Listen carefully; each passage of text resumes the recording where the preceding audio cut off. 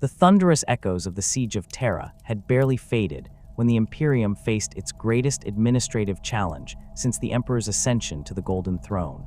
In the aftermath of Horus's defeat and the scattering of the traitor legions, Robute Guilliman's Codex Astartes proposed a radical restructuring of the Space Marine legions.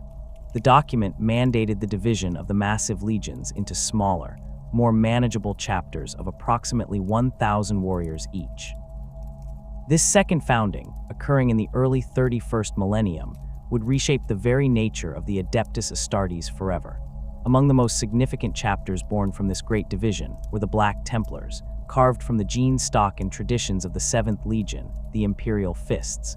Their founding father was none other than Sigismund, the legendary first captain of the Imperial Fists and the Emperor's champion, whose name had become synonymous with martial excellence throughout the galaxy. Sigismund's reputation preceded him into this new era, built upon decades of unparalleled service and an almost supernatural prowess in single combat that had earned him recognition as the greatest duelist among all the Astartes. Sigismund's legend had been forged in the crucible of countless battles throughout the Great Crusade, but it was during the Siege of Terra that his name became truly immortal. As the forces of Horus pressed their assault against the Imperial Palace, Sigismund stood as an immovable bulwark against the tide of corruption. His black and white heraldry became a beacon of hope for the defenders, and his presence on the walls meant that no breach would go unchallenged. The first captain's skill with blade and bolt was matched only by his unwavering devotion to the Emperor, a devotion that burned with such intensity that it seemed to physically manifest in his combat prowess. The climax of Sigismund's role in the siege came during the final stages of the assault, when the Phoenician himself, Fulgrim, Primarch of the Emperor's children, descended upon the walls of the palace. The demon prince, his once perfect form now twisted into something both beautiful and horrifying, sought to break the defenders' morale through a display of his transcendent power. What he found instead was Sigismund, standing resolute in his path with the black sword gleaming in his grasp. The confrontation between the first captain and the fallen Primarch became the stuff of legend, though the exact details remain shrouded in the chaos of those final hours. What is known is that Sigismund faced the demon prince without hesitation, his blade meeting Fulgrim's own weapons in a duel that shook the very foundations of the palace walls. The Phoenician, drunk on the power of chaos and confident in his ascended state, had expected to sweep aside this mortal champion with contemptuous ease. Instead, he found himself pressed by a warrior whose skill seemed to transcend normal human limitations, whose every strike was guided by an unshakable faith in the Emperor's righteousness. Though the outcome of their duel remains a subject of debate among Imperial scholars, what cannot be disputed is that Sigismund survived the encounter and Fulgrim withdrew, his assault blunted by the first captain's defiance. When Guilliman's Codex Astartes was presented to the surviving loyal Primarchs and their senior officers, reactions varied considerably. Rogal Dorn, Primarch of the Imperial Fists, initially resisted the division of his legion, seeing it as an unnecessary weakening of the Imperium's defenses. However, Sigismund's response was markedly different from his gene father's. Where Dorn saw administrative burden and strategic weakness, Sigismund saw opportunity. The proposed restructuring would allow for a more focused application of the Astartes' martial capabilities, freed from the cumbersome logistics of maintaining massive legions. Yet Sigismund's vision extended far beyond mere administrative efficiency. The horrors of the Horus Heresy had revealed the extent to which corruption could spread throughout the galaxy, and the first captain understood that the Imperium's victory at Terra was merely the beginning of a much larger struggle. The traitor legions had fled into the Eye of Terror, but their taint lingered in countless worlds throughout Imperial space. Xenos races pressed against the borders, sensing weakness in the Imperium's moment of transition.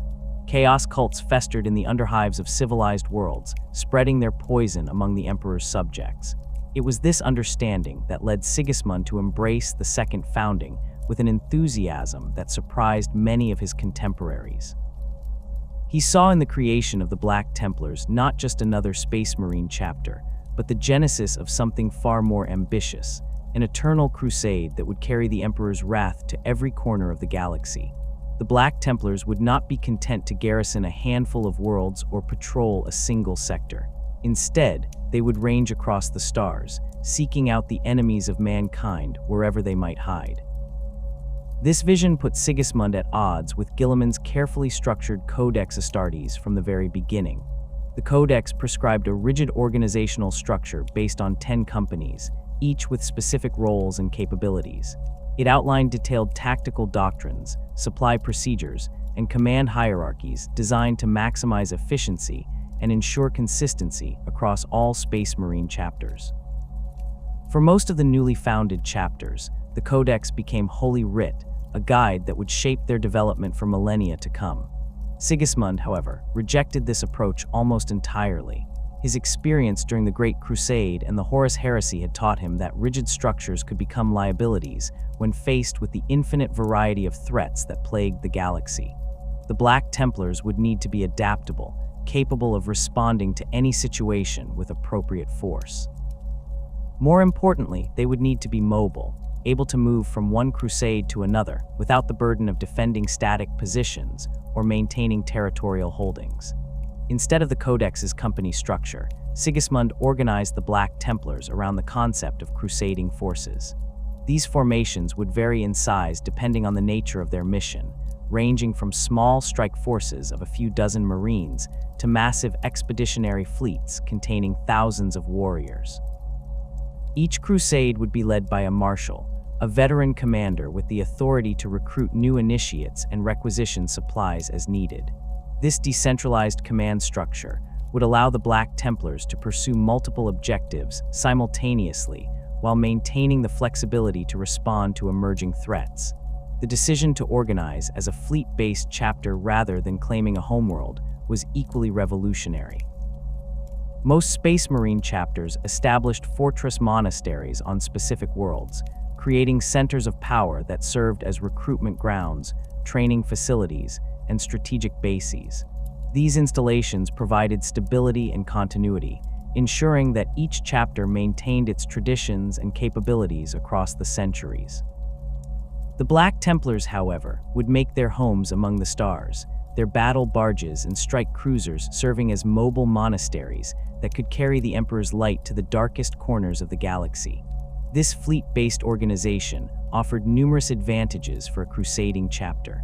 Black Templar vessels could respond rapidly to distress calls from across the Imperium, arriving to provide support where it was most needed. They could pursue fleeing enemies across multiple star systems without worrying about defending static positions.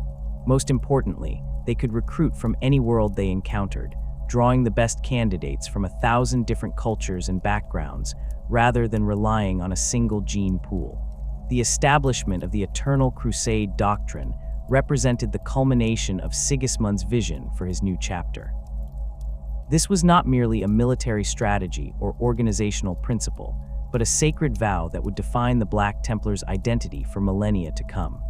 The doctrine held that the Black Templars would never rest, never cease their advance, until every enemy of the Emperor had been destroyed and the galaxy had been cleansed of corruption.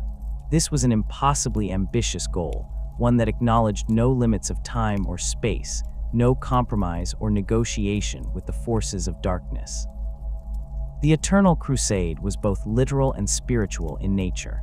On the literal level, it meant that Black Templar forces would always be engaged in active campaigns, always seeking new enemies to destroy and new worlds to liberate. There would be no periods of peace or consolidation, no time for rest or reflection. The chapter's entire existence would be devoted to warfare in the Emperor's name, with each victory serving only as a stepping stone to the next battle. On the spiritual level, the Eternal Crusade represented a state of mind that would permeate every aspect of Black Templar culture.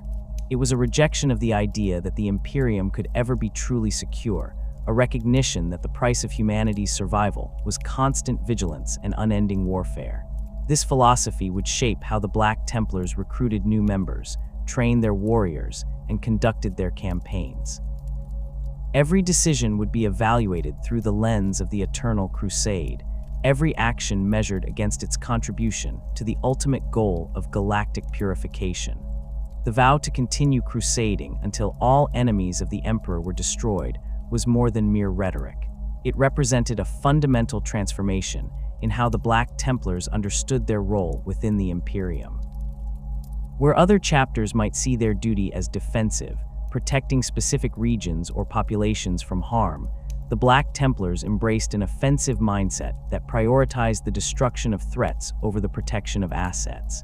This approach would sometimes put them at odds with other Imperial forces, particularly when their crusades required them to abandon defensive positions in pursuit of fleeing enemies. Sigismund's vision for the Black Templars was deeply influenced by his personal experiences during the Horus Heresy. He had witnessed firsthand how corruption could spread through the ranks of even the most loyal forces, how doubt and compromise could open the door to damnation. The solution, as he saw it, was absolute faith coupled with relentless action. The Black Templars would never give their enemies time to corrupt or subvert Imperial forces because they would never stop hunting them. They would never allow doubt to take root in their own ranks because they would never pause long enough for such thoughts to develop. This philosophy extended to the chapter's relationship with other Imperial institutions as well.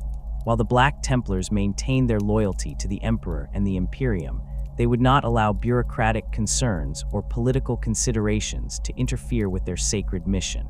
If a planetary governor proved corrupt, they would remove him. If an inquisitor's investigation threatened to delay a crucial campaign, they would proceed regardless of his objections. The Eternal Crusade took precedence over all other considerations, and those who could not understand this simple truth were either allies to be protected or obstacles to be overcome. The recruitment practices established during the chapter's founding reflected this uncompromising approach. Rather than drawing exclusively from the noble houses or warrior cultures of a single world, the Black Templars would seek out candidates from among the most zealous and determined individuals they encountered during their crusades. A hive world ganger who demonstrated unwavering faith might find himself inducted into the chapter alongside the son of an Imperial Guard colonel and a feral world tribesman.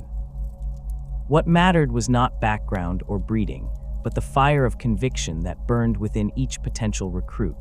This diverse recruitment base would become one of the Black Templars' greatest strengths, providing them with warriors who brought a wide range of skills and perspectives to their crusades. It also reinforced the chapter's identity as champions of humanity in all its forms, rather than representatives of any particular culture or class. The Black Templars would fight not for the interests of Terra's nobility or the preferences of sector governors, but for the Emperor's vision of a unified human galaxy purged of all threats to mankind's survival. The founding principles established by Sigismund during the Black Templars' creation would crystallize into a religious fervor that distinguished the chapter from virtually all other Space Marine formations.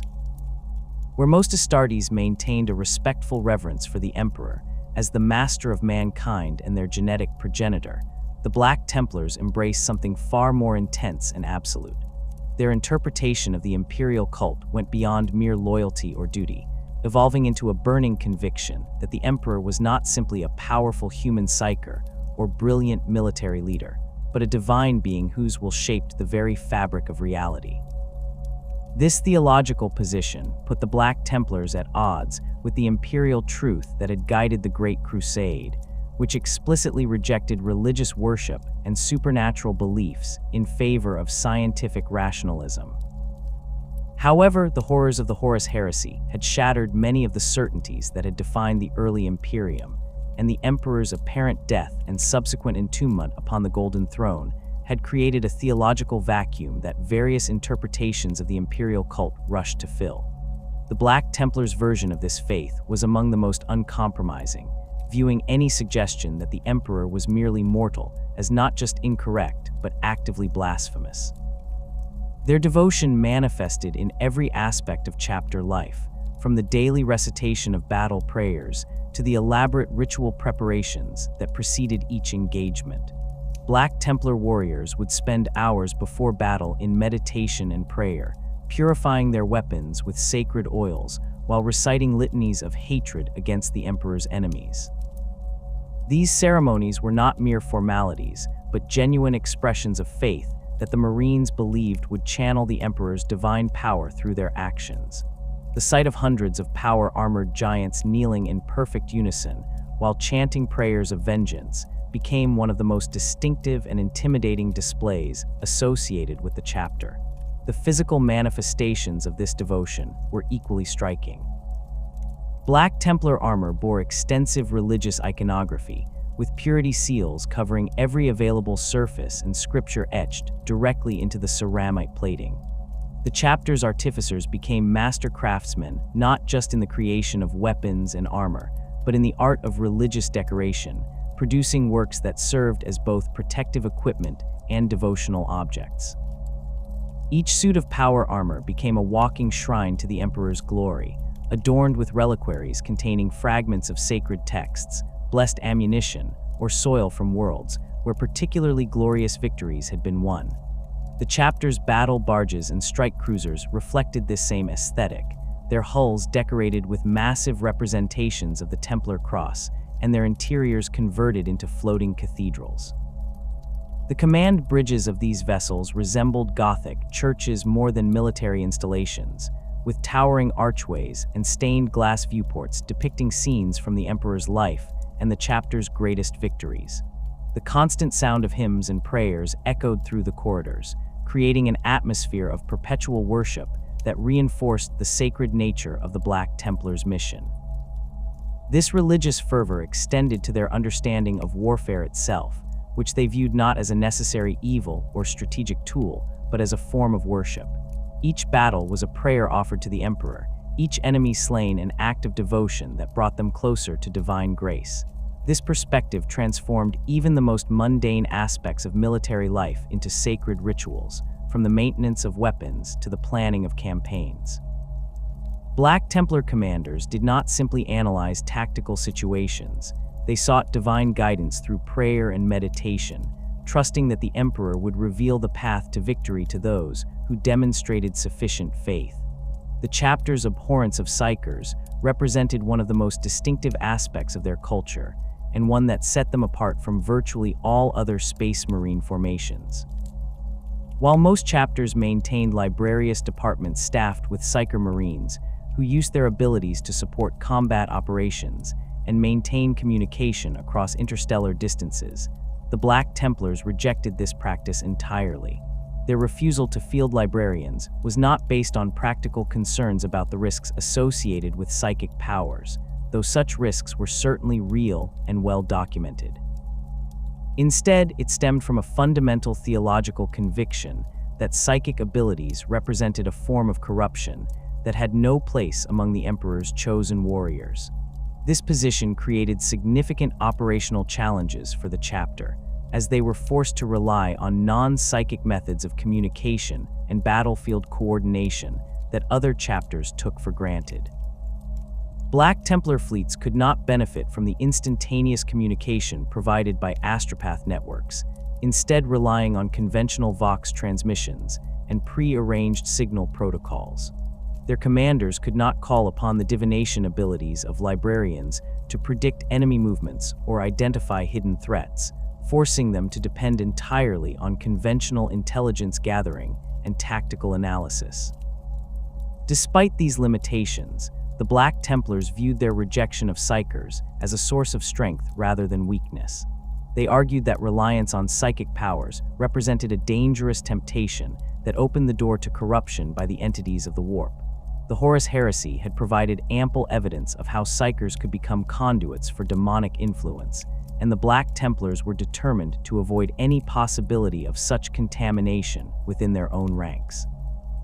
Their faith in the Emperor's protection was so absolute that they believed it would compensate for any tactical disadvantages created by their refusal to employ psychic abilities. The chapter's approach to dealing with enemy psykers reflected this same uncompromising stance. Where other Imperial forces might attempt to capture and interrogate hostile psykers for intelligence purposes, the Black Templars showed no such restraint.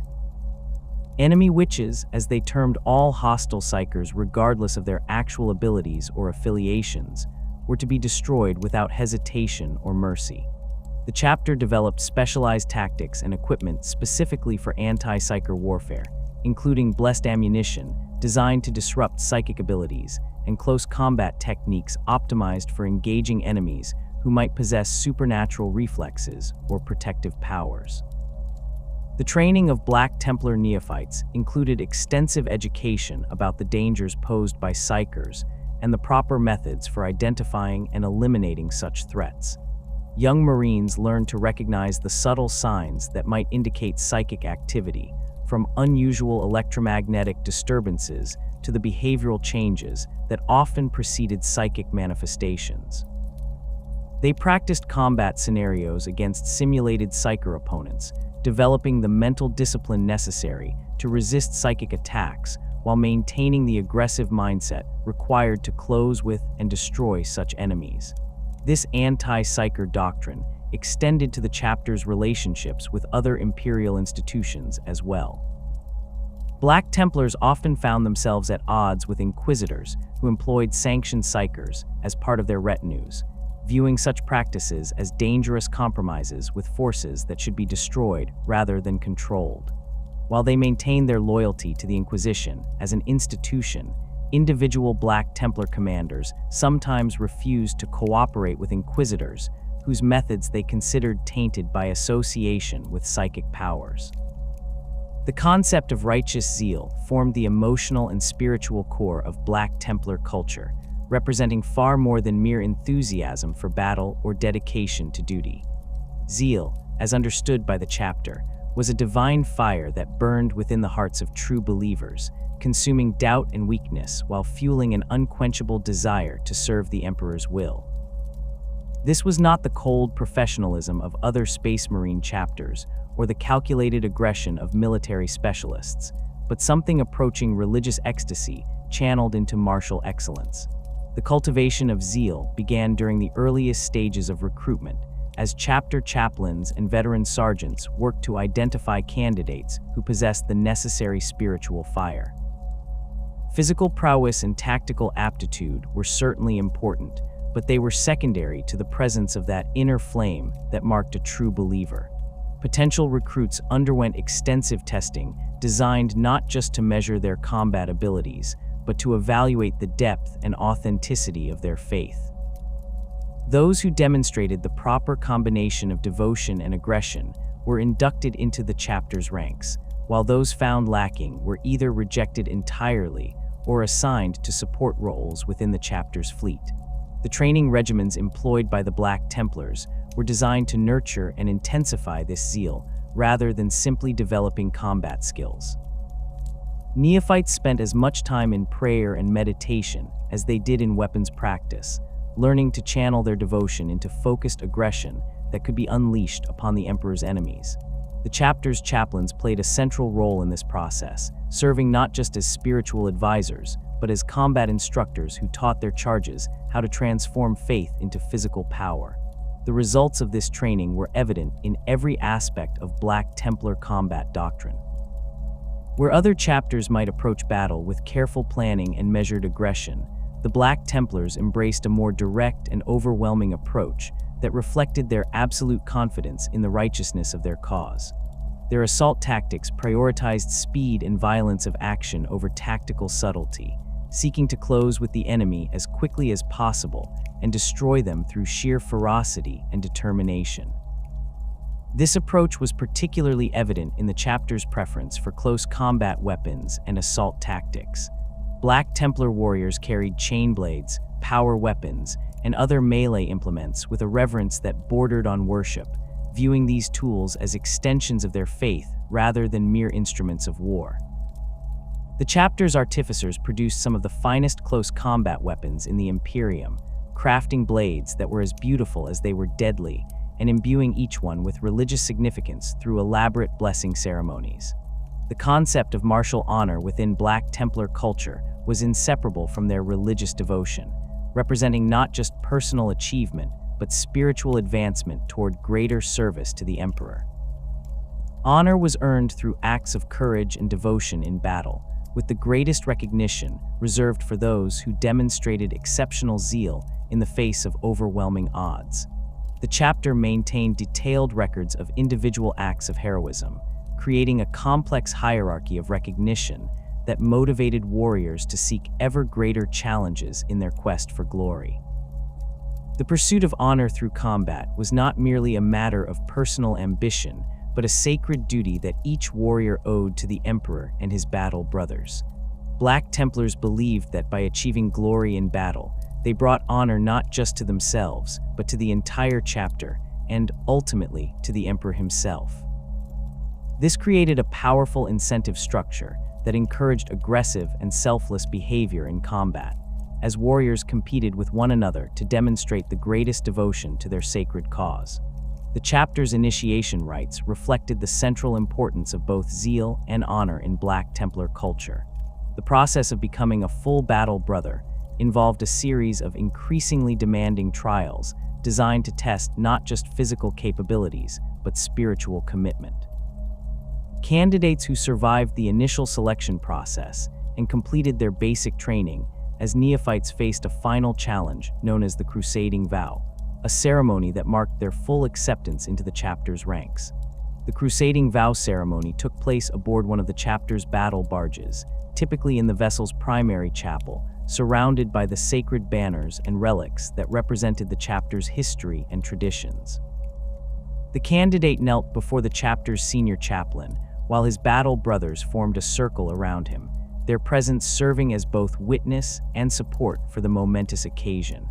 The ceremony began with lengthy prayers and hymns that invoked the Emperor's blessing upon the proceedings, followed by recitations of the chapter's most sacred oaths and commitments.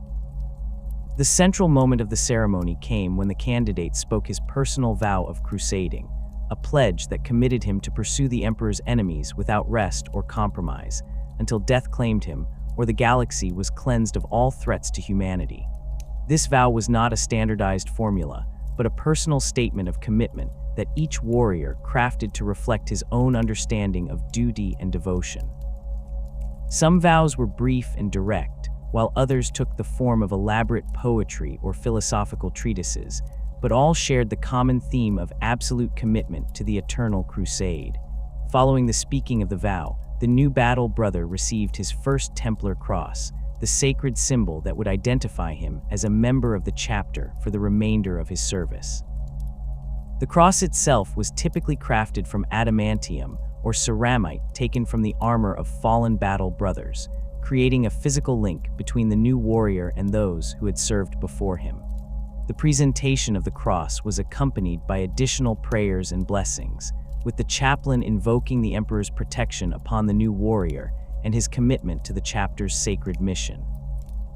The Templar cross held profound significance within the chapter's culture, serving not just as a symbol of membership, but as a focal point for devotion and a reminder of sacred obligations. Each cross was unique, bearing inscriptions and decorations that reflected the individual warrior's achievements and spiritual journey. Over time, these symbols accumulated additional meaning as they were blessed by chaplains, touched to sacred relics, or carried into particularly significant battles.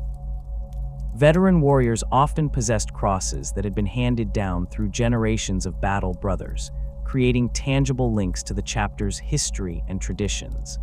The design of the Templar cross itself carried deep symbolic meaning that connected the Black Templars to both their Imperial Fists heritage and their unique identity as crusading warriors.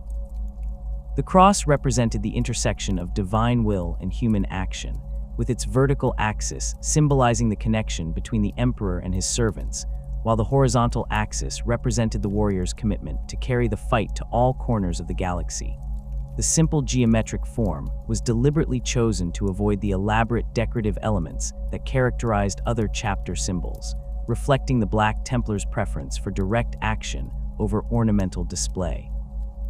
The organizational structure that emerged from Sigismund's vision represented a radical departure from the rigid frameworks prescribed by the Codex Astartes, creating a military formation that prioritized flexibility and aggressive expansion over administrative efficiency. The crusading company system that became the backbone of Black Templar organization reflected the chapter's fundamental commitment to perpetual warfare, with each formation designed to operate independently across the vast distances of Imperial space, while maintaining the chapter's core identity and tactical doctrines. The crusading companies that formed the basic operational units of the Black Templars varied dramatically in size and composition, reflecting the practical demands of their diverse missions rather than adherence to any predetermined organizational chart. A typical crusading company might contain anywhere from 100 to over 1,000 battle brothers, with the exact number determined by factors including the nature of their assigned objectives, the availability of recruits and equipment, and the strategic vision of their commanding marshal. This flexibility allowed the chapter to deploy appropriate force levels for any given situation, from small strike forces tasked with eliminating specific threats to massive expeditionary armies capable of conquering entire sectors. Each crusading company operated as a self-contained military force with its own fleet assets, support personnel, and recruitment apparatus. The larger formations maintained their own battle barges and strike cruisers, massive vessels that served simultaneously as mobile fortresses, recruitment centers, and manufacturing facilities.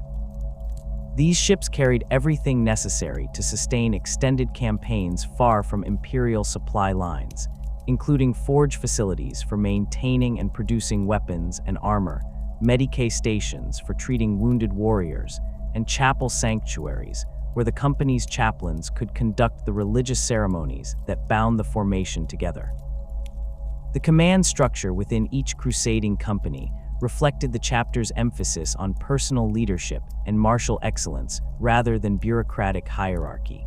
At the apex of each formation stood the marshal, a veteran warrior whose authority derived not from administrative appointment, but from proven success in battle and unwavering devotion to the emperor's cause. These commanders possessed absolute authority within their crusading companies, making decisions about recruitment, target selection, and tactical deployment without reference to higher authority or adherence to predetermined protocols.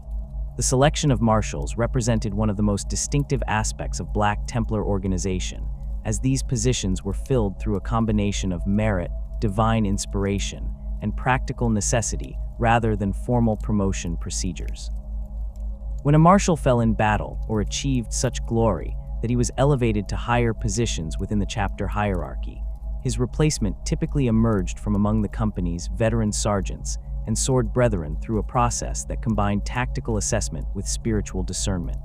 The chapter's chaplains played a crucial role in this selection process, seeking signs of divine favor among potential candidates while evaluating their tactical capabilities and leadership potential.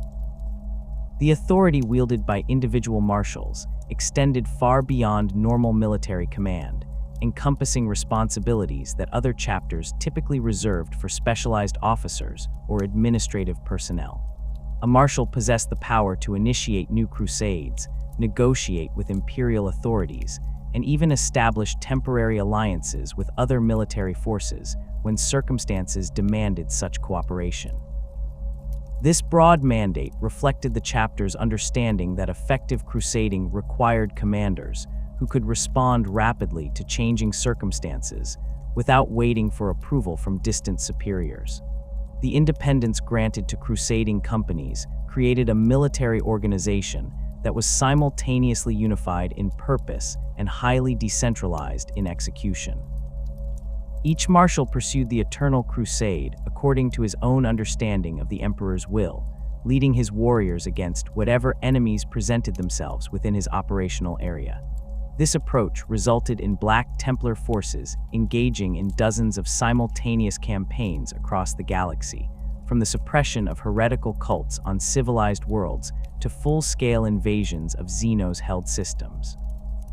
The coordination between different crusading companies occurred through a complex network of communication protocols and shared objectives rather than centralized command structures. Marshals maintained regular contact with their peers when possible, sharing intelligence about enemy movements and coordinating their efforts to achieve maximum strategic impact. However, the vast distances involved in galactic warfare and the chapter's rejection of psychic communication methods meant that such coordination was often limited to broad strategic guidance rather than detailed tactical cooperation.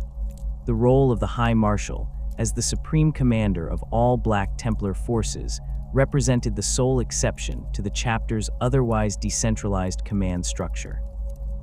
This position, equivalent to the chapter master rank found in Codex-compliant chapters, carried responsibility for maintaining the overall strategic direction of the Eternal Crusade, while preserving the chapter's unity of purpose across its scattered formations.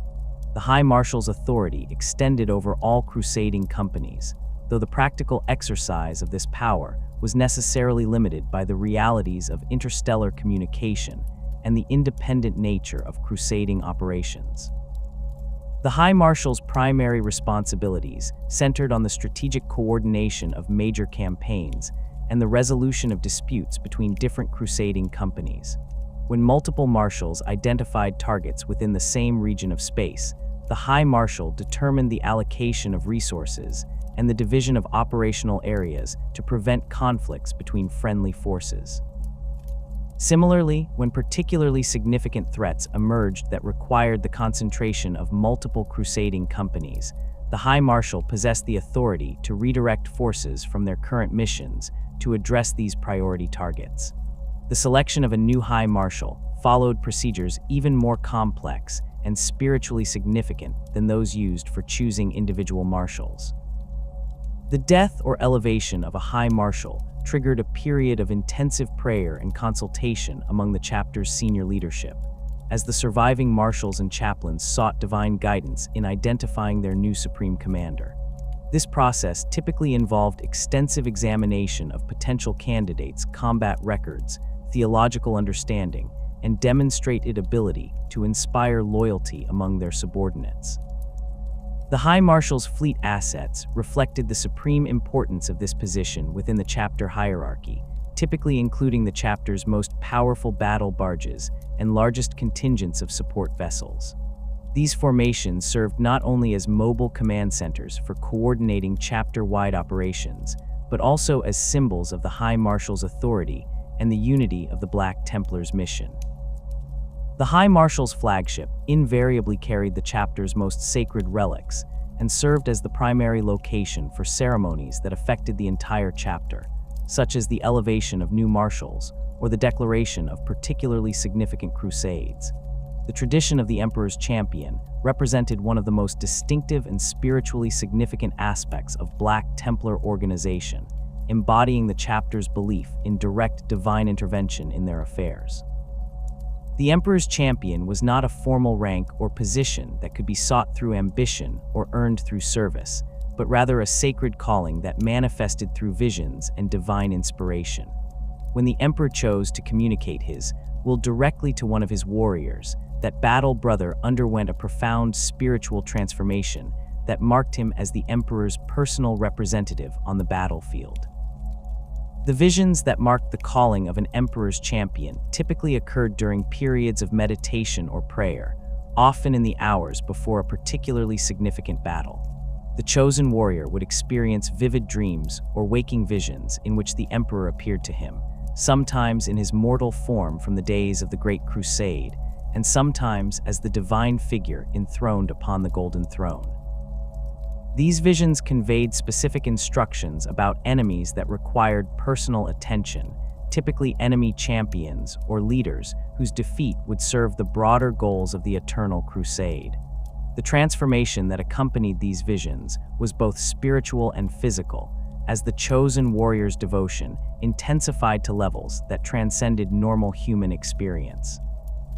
Emperor's champions displayed supernatural focus and determination in battle, their combat abilities enhanced by what the chapter interpreted as direct divine intervention. They became living weapons of the Emperor's will, capable of feats that exceeded even the considerable capabilities of normal space marines. The black sword that each Emperor's champion carried into battle served as both weapon and symbol of his sacred calling. These ancient blades were master-crafted weapons of incredible sharpness and durability, each one bearing inscriptions and decorations that reflected the chapter's most sacred beliefs. The swords were maintained by the chapter's most skilled artificers and blessed by senior chaplains before being presented to newly called champions. The weapons themselves seemed to respond to their wielder's faith, displaying an almost supernatural effectiveness against the enemies of the emperor. The role of an emperor's champion extended beyond simple combat prowess to encompass a broader responsibility for seeking out and destroying enemy leaders and champions.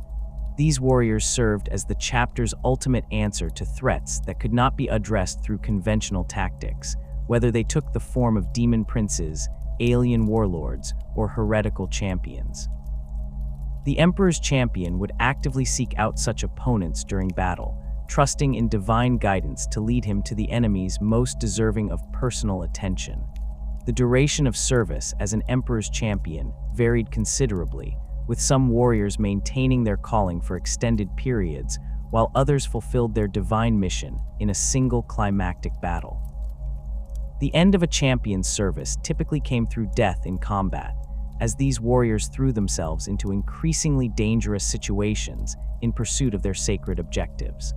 However, some champions survived long enough to complete their assigned missions and returned to normal service within their crusading companies, though they invariably carried the mark of their divine calling for the remainder of their lives.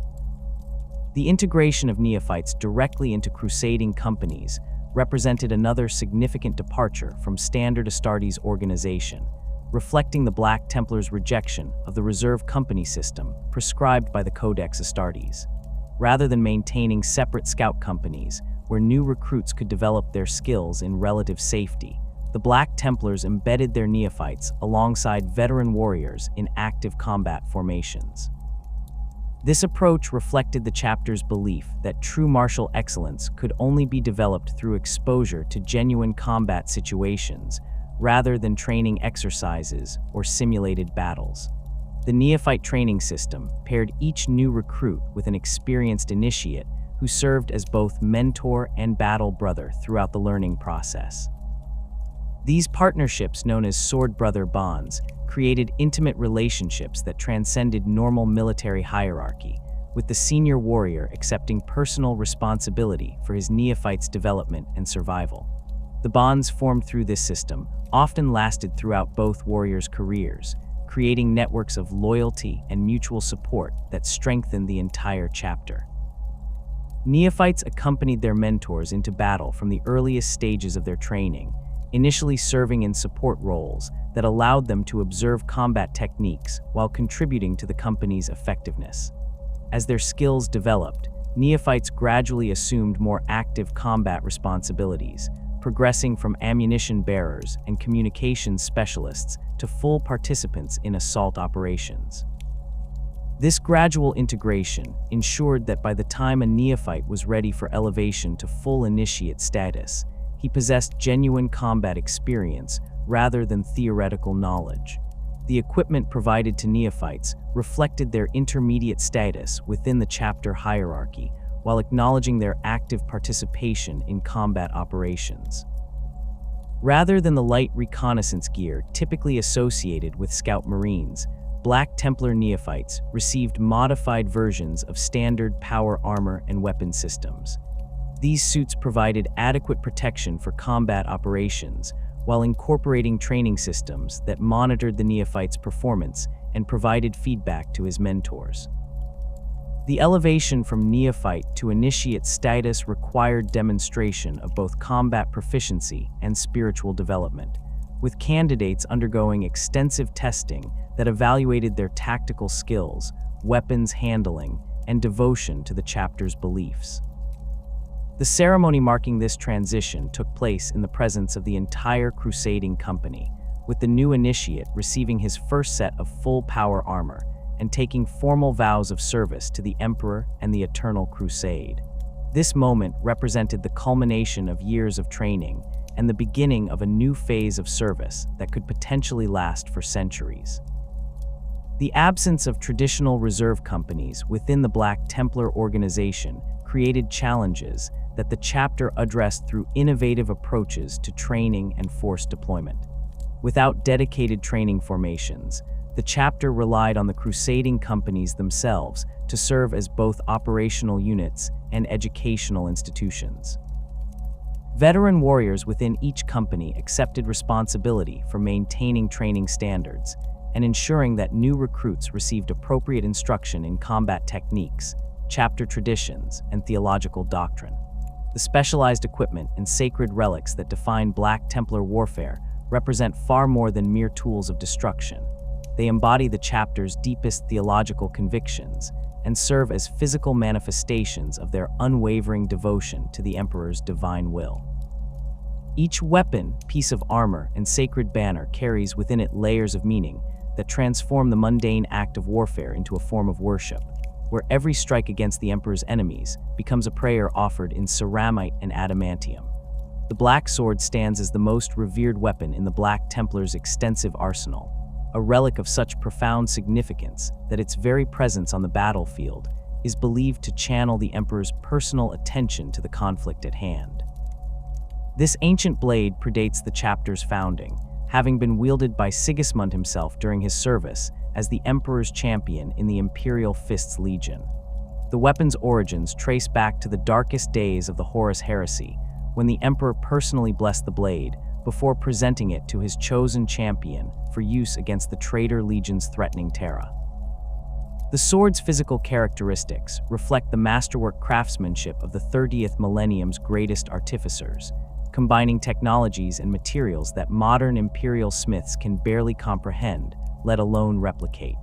The blade itself appears to be forged from a single piece of adamantium that has been folded and refolded countless times, creating a cutting edge of molecular sharpness that can cleave through the heaviest armor with minimal resistance. Along the fuller runs an intricate pattern of high Gothic inscriptions, each letter etched with such precision that they remain perfectly legible despite millennia of use in combat. The crossguard bears the double-headed eagle of the Imperium, rendered in gold and precious gems, while the grip is wrapped in leather taken from a beast that once roamed the hunting grounds of Terra's ancient palaces. Most remarkably, the pommel contains a fragment of the Golden Throne itself, a piece of the Emperor's seat of power that was incorporated into the weapon during its blessing ceremony. This relic ensures that the sword maintains a constant psychic resonance with the Emperor's will, allowing its wielder to channel divine guidance during the heat of battle. When an Emperor's champion takes up the Black Sword, the weapon seems to respond to his presence with an almost sentient awareness. The blade's edge gleams with an inner light that becomes more pronounced in the presence of the Emperor's enemies, while the inscriptions along its length glow with golden fire when the weapon tastes the blood of heretics or xenos. Veterans who have witnessed champions in combat report that the sword sometimes appears to guide its wielder's strikes, pulling his hands toward weak points in enemy armor, or deflecting incoming attacks with movements too swift and precise for conscious control. The responsibility of bearing the Black Sword extends far beyond its use as a weapon, as each Emperor's champion becomes the custodian of one of the Imperium's most sacred relics. The sword must be maintained according to ancient rituals that have remained unchanged since Sigismund's time, with specific oils and prayers required for its care. The weapon is never allowed to remain idle for extended periods, as the chapter believes that the Emperor's blessing requires regular use against his enemies to maintain its potency. When no Emperor's champion has been called to service, the sword rests in a place of honor aboard the High Marshal's flagship, surrounded by lesser relics and tended by the chapter's most senior chaplains. The Templar Cross serves as the most ubiquitous and recognizable symbol of the Black Templars' faith, appearing on everything from individual suit markings to massive banners carried by entire crusading companies. The cross's design reflects the chapter's preference for stark, uncompromising symbolism that leaves no doubt about their allegiances or intentions. The simple geometric form consists of a vertical bar intersected by a horizontal crosspiece of equal length, with the arms extending slightly beyond the intersection point to create a balanced and visually striking symbol. The significance of the Templar Cross extends far beyond mere identification, representing the intersection of divine will and mortal action that defines the chapter's understanding of their role in the galaxy.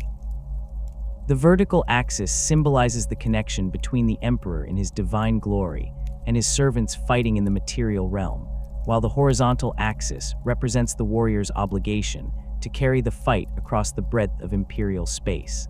The 4 arms of the cross correspond to the cardinal directions, signifying the chapter's commitment to pursue the emperor's enemies regardless of where they might flee. Individual warriors display Templar crosses in various forms throughout their equipment and personal effects, with the size and elaborateness of these symbols often reflecting the bearer's rank and achievements. Newly initiated battle brothers typically bear simple crosses etched into their shoulder guards or chest plates, while veterans may carry elaborate versions crafted from precious metals and adorned with gems or sacred inscriptions. The most accomplished warriors sometimes commission crosses that incorporate relics from particularly significant battles, creating personalized symbols that tell the story of their service to the chapter. The crosses worn by Black Templar chaplains represent the pinnacle of the symbol's religious significance, often incorporating fragments of the true cross of Terra or other relics of the emperor's mortal life. These elaborate symbols serve as focal points for the chaplain's spiritual authority, glowing with inner light during religious ceremonies and radiating an aura of sanctity that reinforces their words when delivering sermons to their battle brothers.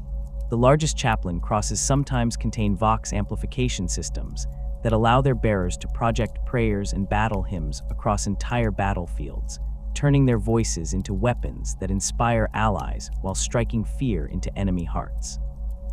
Purity seals represent another crucial element of Black Templar religious practice, serving as both protective talismans and records of spiritual achievement.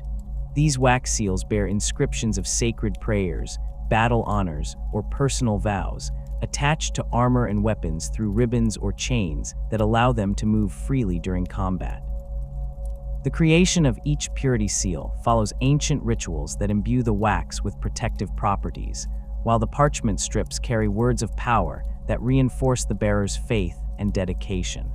The accumulation of purity seals over a warrior's career creates a visible record of his spiritual journey and battlefield achievements.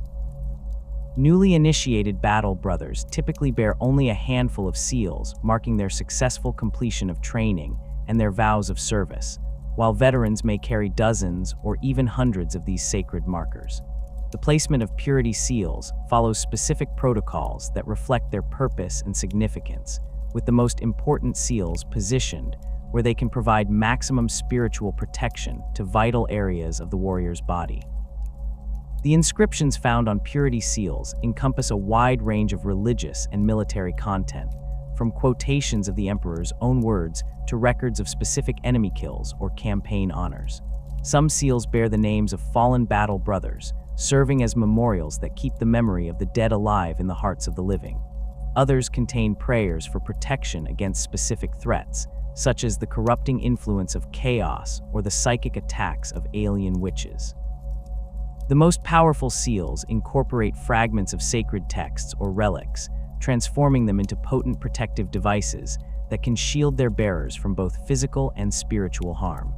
Devotional chains represent the most personal and intimate expression of Black Templar faith, consisting of metal links that connect various sacred objects and relics worn by individual warriors. These chains serve both practical and spiritual purposes, keeping important items secure during the chaos of battle, while creating physical connections between different aspects of the warrior's devotional practice. The chains themselves are often crafted from blessed metals and inscribed with prayers or sacred symbols that enhance their protective properties. The objects suspended from devotional chains vary considerably based on individual preference and spiritual needs, though certain items appear with remarkable consistency across the chapter. Small copies of the Templar cross remain the most common attachments, often accompanied by miniature skulls representing the emperor's judgment upon his enemies.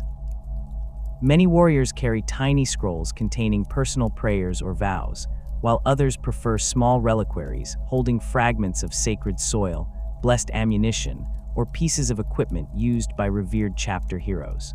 The arrangement and organization of items on devotional chains follows personal patterns that reflect each warrior's spiritual journey and tactical preferences. Some battle brothers prefer symmetrical arrangements that create pleasing visual patterns, while others organize their chains according to the chronological order in which the items were acquired. The most elaborate chains may incorporate dozens of individual items connected through complex networks of secondary chains and mounting points that transform the warrior's armor into a mobile shrine. The chapter's preference for close combat weapons stems from both practical considerations and deep-seated theological convictions about the nature of righteous warfare. Black Templars believe that engaging enemies at close quarters demonstrates greater courage and faith than relying on ranged weapons, as it requires warriors to place themselves in direct physical danger while trusting in the Emperor's protection. This philosophy has shaped the chapter's tactical doctrines and equipment preferences, creating a distinctive combat style that emphasizes aggressive assault tactics and personal martial prowess. Chainswords occupy a position of particular reverence within Black Templar armories, representing the perfect fusion of mechanical efficiency and spiritual symbolism. These weapons combine the practical advantages of powered cutting tools with the psychological impact of their distinctive roaring sound and shower of sparks. The sight and sound of hundreds of chainswords revving in unison before an assault has become one of the most intimidating displays associated with Black Templar warfare, creating an atmosphere of barely controlled violence that often breaks enemy morale before the first blow is struck. The chapter's artificers have elevated chainsword construction to an art form, producing weapons that far exceed the standard patterns used by other Imperial forces. Black Templar chainswords feature reinforced housings capable of withstanding the stresses of extended combat, while their cutting chains incorporate blessed adamantium teeth that maintain their sharpness far longer than conventional materials. The weapon's machine spirits are awakened through elaborate blessing ceremonies that imbue them with a degree of intelligence and responsiveness that borders on the supernatural. Power weapons represent the ultimate expression of the Black Templars' commitment to close combat excellence, with the chapter maintaining one of the largest collections of these rare and precious implements in the entire Adeptus Astartes. Power swords, axes, and mauls carried by Black Templar warriors display the distinctive craftsmanship of the chapter's artificers, featuring elaborate crossguards, ornate pommels, and blade fullers inscribed with sacred text. The energy fields generated by these weapons glow with pure white light that many battle brothers interpret as a visible manifestation of the Emperor's blessing upon their efforts.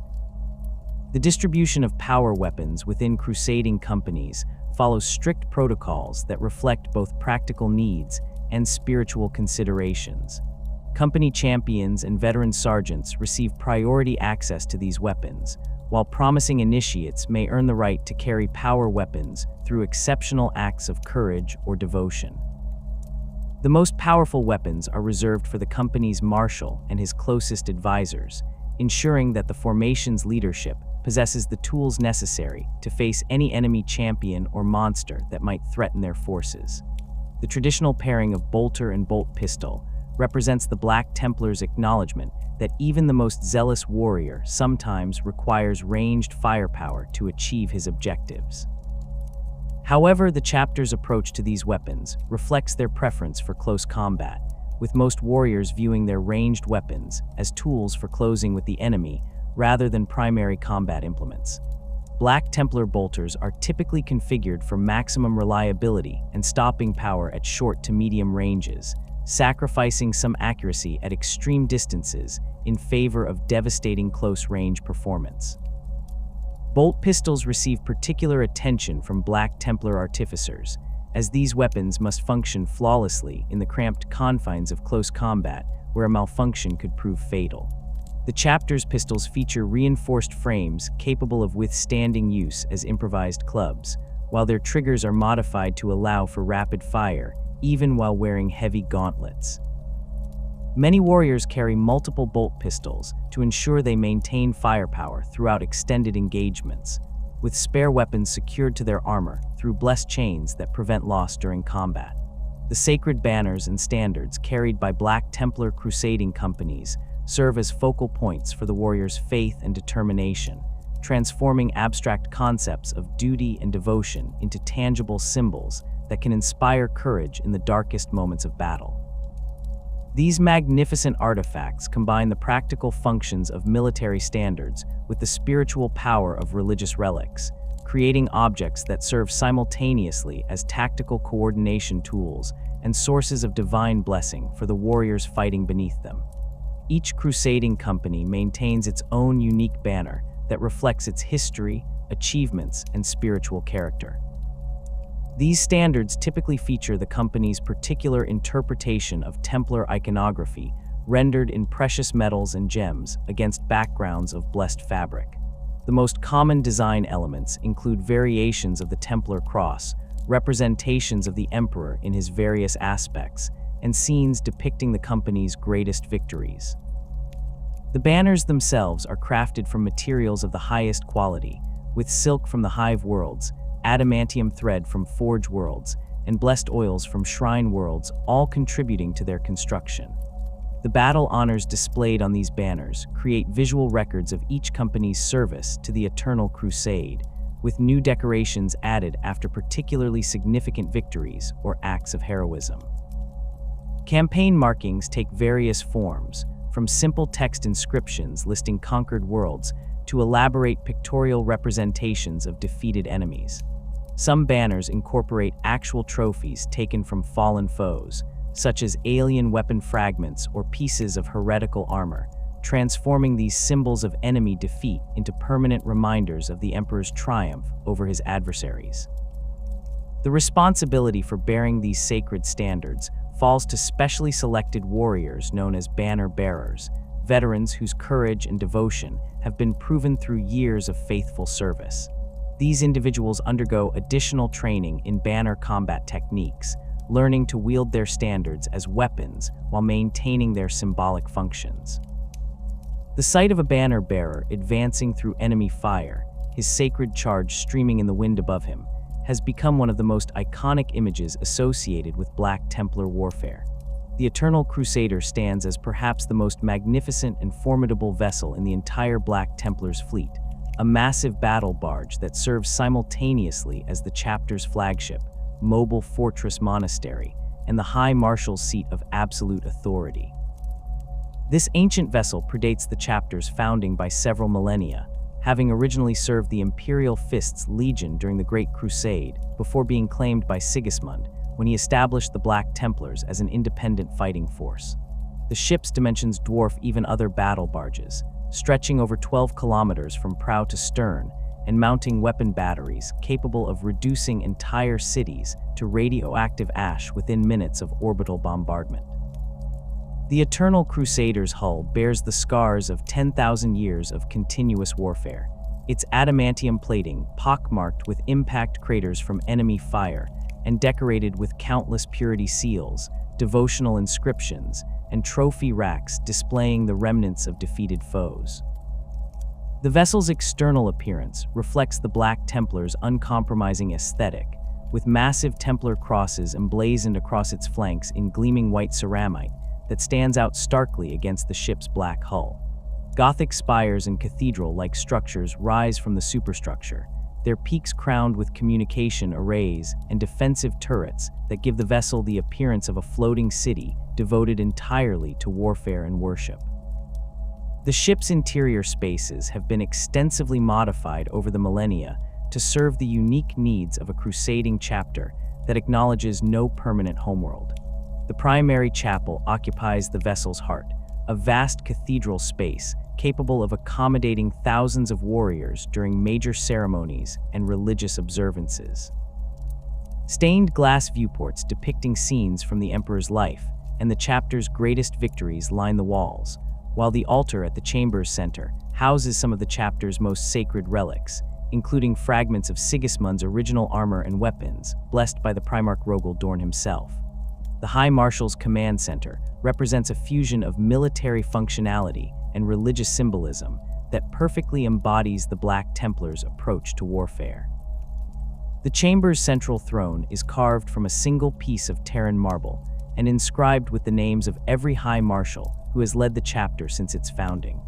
Tactical displays and communication arrays surround the throne in concentric circles, allowing the High Marshal to coordinate the activities of crusading companies scattered across the galaxy while maintaining awareness of strategic developments throughout Imperial space. The Eternal Crusaders' weapon systems reflect the chapter's preference for devastating close-range firepower over long-distance precision strikes. The ship mounts dozens of macro cannon batteries optimized for ship-to-ship combat at relatively short ranges. Their massive shells capable of punching through even the heaviest void shields and armor plating. Lance batteries provide additional firepower for engaging heavily armored targets, while torpedo tubes loaded with specialized boarding torpedoes allow the vessel to deliver assault forces directly onto enemy ships during void battles. The vessel's hangar bays accommodate hundreds of Thunderhawk gunships, Stormraven transports, and other aircraft necessary to support planetary assault operations. These cavernous spaces double as assembly areas where entire companies can gather for briefings and religious ceremonies before major operations. The hangar decks themselves bear elaborate floor mosaics depicting the chapter's heraldry and battle honors, creating sacred spaces that reinforce the spiritual significance of the warrior's mission, even in purely functional areas of the ship. The Eternal Crusaders' forge facilities rival those found on dedicated forged ships, containing everything necessary to manufacture and maintain the chapter's equipment during extended crusades far from Imperial supply lines. Master artificers work alongside chapter serfs and servitors to produce ammunition, spare parts, and even complete suits of power armor when circumstances require such extensive manufacturing. The forges themselves are blessed spaces where the creation of weapons and armor becomes a form of worship, with each item receiving appropriate prayers and sanctification before being issued to the chapter's warriors. The composition of Black Templar crusading fleets reflects the chapter's commitment to maintaining maximum operational flexibility, while ensuring that each formation possesses the firepower and transport capacity necessary to conduct independent campaigns across multiple star systems. A typical crusading fleet combines various classes of warships in configurations that can be rapidly adjusted to meet changing tactical requirements, from small raiding forces designed for hit and run attacks against enemy supply lines to massive invasion armadas capable of conquering entire sectors. Strike cruisers form the backbone of most crusading fleets, providing the perfect balance of firepower, speed, and transport capacity required for the chapter's aggressive operational tempo. These vessels typically measure between 4 and 6 kilometers in length and mount weapon batteries comparable to those found on Imperial Navy light cruisers, while their reinforced hulls and enhanced void shields allow them to survive the kind of close-range combat that characterizes Black Templar naval engagements. Each strike cruiser can transport several hundred battle brothers along with their vehicles, equipment, and support personnel, making them ideal platforms for company-sized assault operations. The Black Templars maintain a larger fleet of strike cruisers than most other Space Marine chapters, reflecting their need to support dozens of simultaneous crusading operations across the galaxy. Each vessel bears unique modifications that reflect the preferences and requirements of its assigned crusading company, from enhanced communications equipment for companies operating in remote regions to additional weapon systems for formations specializing in ship-to-ship combat. The ship's names typically honor fallen heroes of the chapter or commemorate significant victories, creating a sense of continuity that links current operations to the chapter's glorious past. Battle barges represent the heavy assault capability of Black Templar fleets, serving as mobile fortresses that can deliver devastating orbital bombardments while transporting entire companies of warriors and their equipment. These massive vessels dwarf strike cruisers in both size and firepower, mounting weapon batteries capable of cracking open fortress walls from orbit and void shields strong enough to withstand concentrated fire from multiple enemy ships. The battle barge's cavernous holds can accommodate thousands of warriors along with their vehicles, making them essential for major crusading operations that require the deployment of multiple companies simultaneously. Each battle barge serves as a mobile monastery for its assigned crusading forces, containing all the facilities necessary to maintain chapter traditions and religious practices during extended campaigns. The vessel's chapel sanctuaries rival those found on dedicated shrine ships, while their libraries preserve copies of sacred texts and chapter records that ensure continuity of knowledge even when operating far from other Imperial forces. Training facilities within the battle barges allow for the continued development of neophytes and the maintenance of combat readiness among veteran warriors during long voyages between target systems. The escort vessels that accompany larger Black Templar warships provide essential support capabilities that enable the chapter's aggressive tactical doctrines. Rapid strike vessels and hunter-killers screen the main battle line during fleet engagements, using their superior speed and maneuverability to intercept enemy torpedoes and engage hostile escort craft. These smaller ships often carry specialized equipment for specific mission requirements, such as auger arrays for deep space reconnaissance or boarding pods for ship-to-ship assault operations. The chapter's preference for close-range combat extends to their naval tactics, with Black Templar fleets typically seeking to close with enemy formations as quickly as possible to bring their devastating short-range firepower to bear. This aggressive approach requires careful coordination between different vessel types, with escorts providing screening and reconnaissance, while the heavier ships position themselves for maximum impact during the decisive engagement. The chapter's rejection of long-range engagement doctrines sometimes puts them at a disadvantage against enemies who prefer to fight at extended distances, but their superior training and equipment usually allow them to overcome such tactical challenges. The Black Templars' mastery of boarding actions represents one of their most distinctive capabilities, developed through millennia of fleet-based operations that have provided countless opportunities to perfect the art of ship-to-ship assault.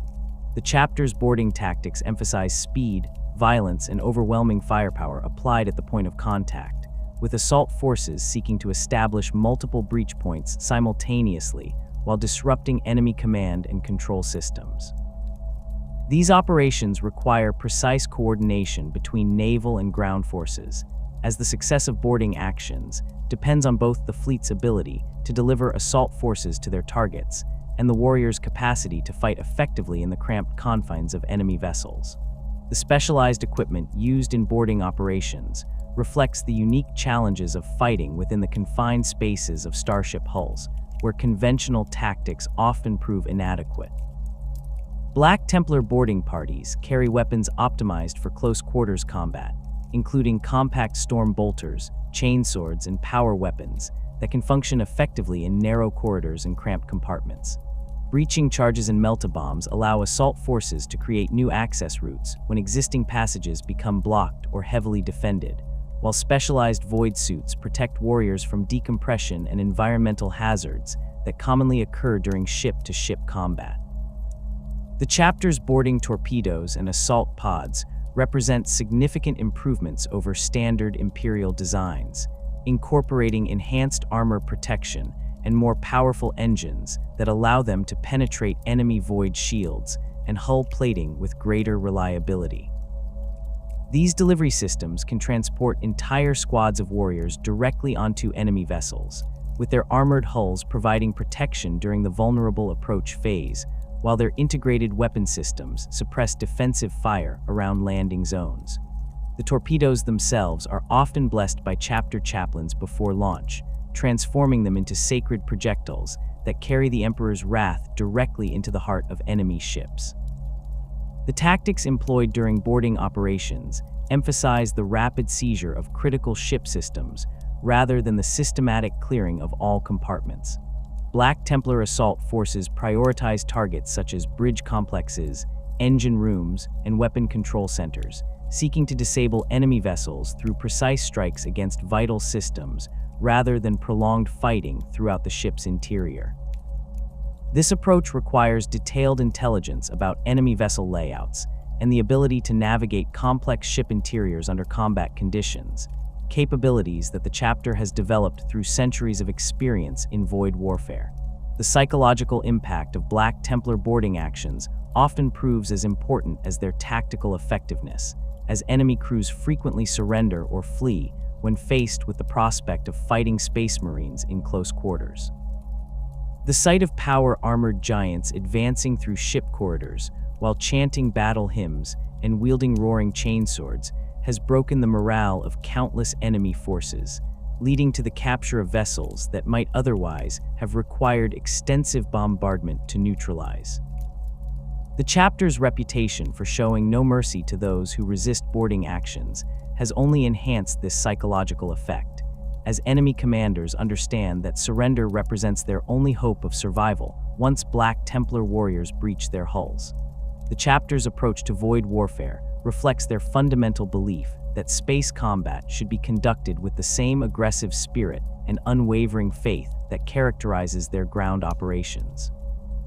Black Templar fleet commanders typically seek to close with enemy formations as rapidly as possible, using their superior training and equipment to overcome any tactical disadvantages created by their aggressive approach.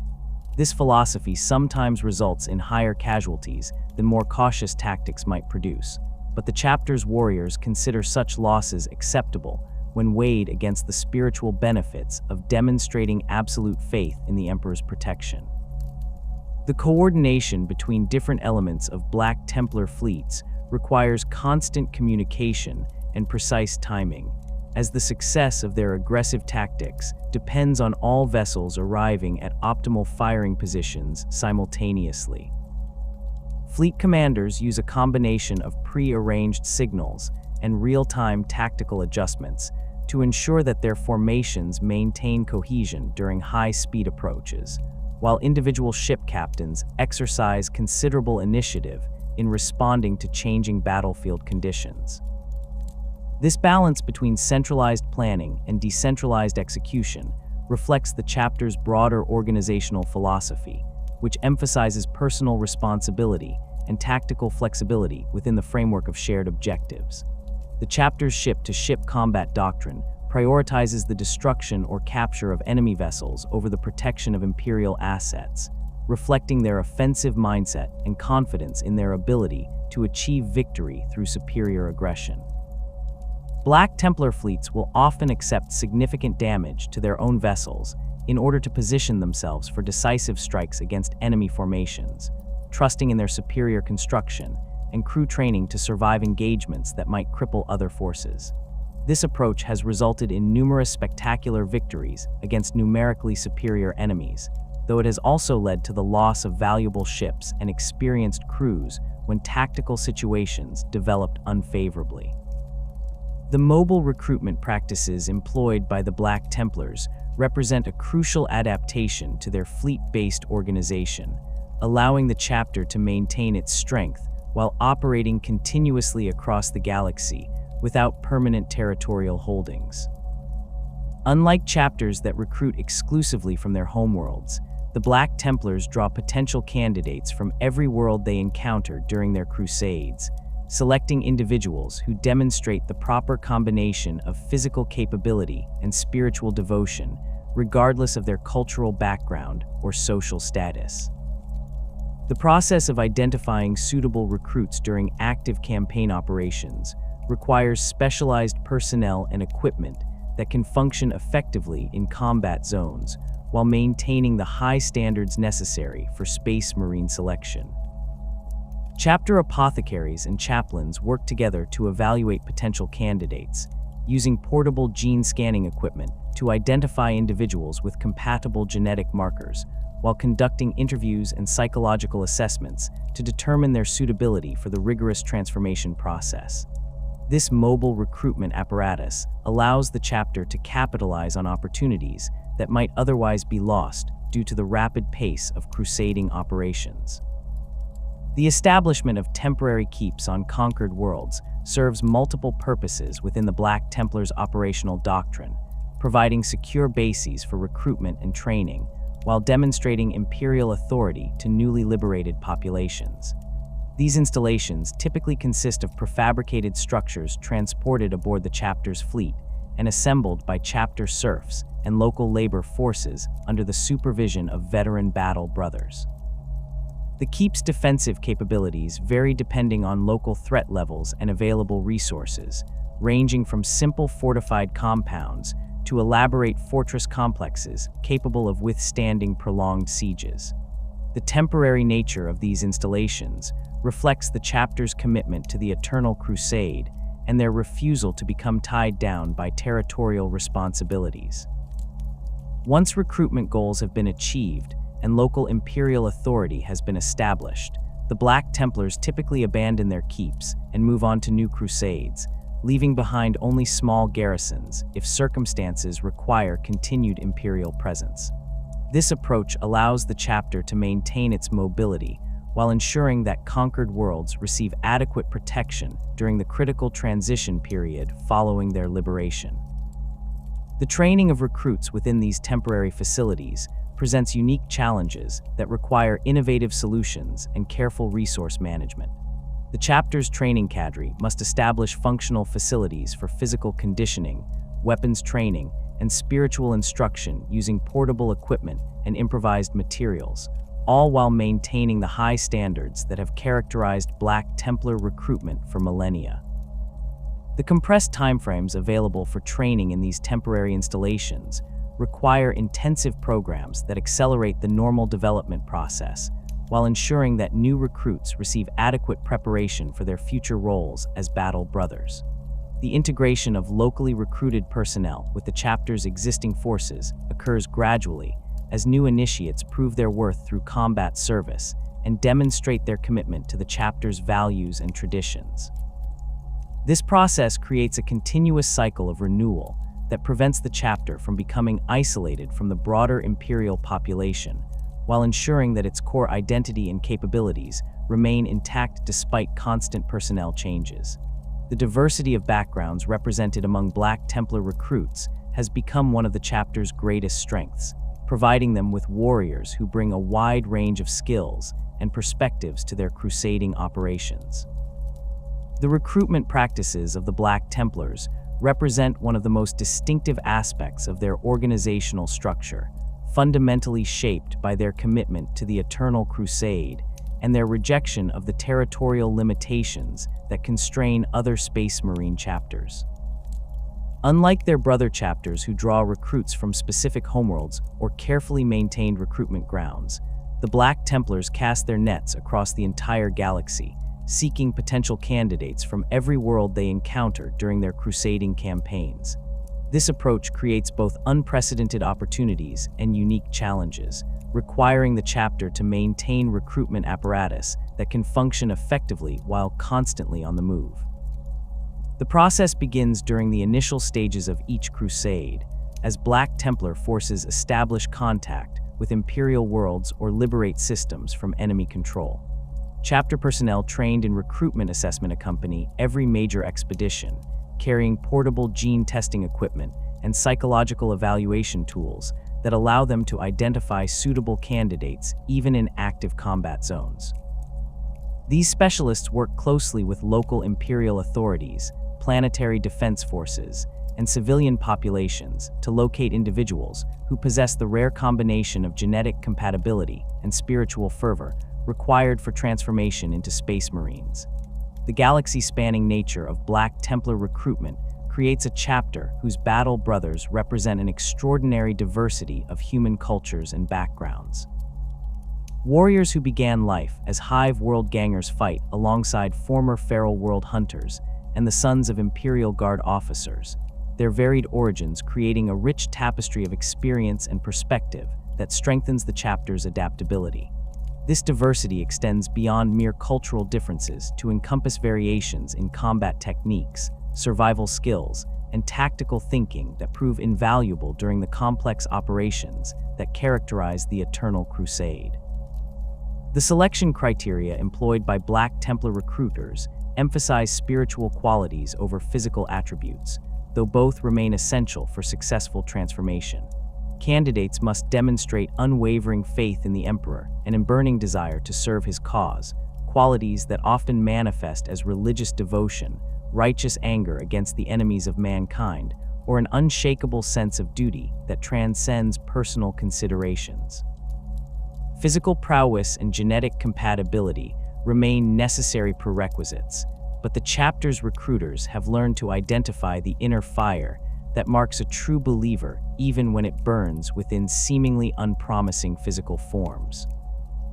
The recruitment teams that operate within each crusading fleet consist of experienced chaplains, apothecaries, and veteran sergeants who possess the expertise necessary to evaluate potential candidates under the challenging conditions that characterize active campaign zones.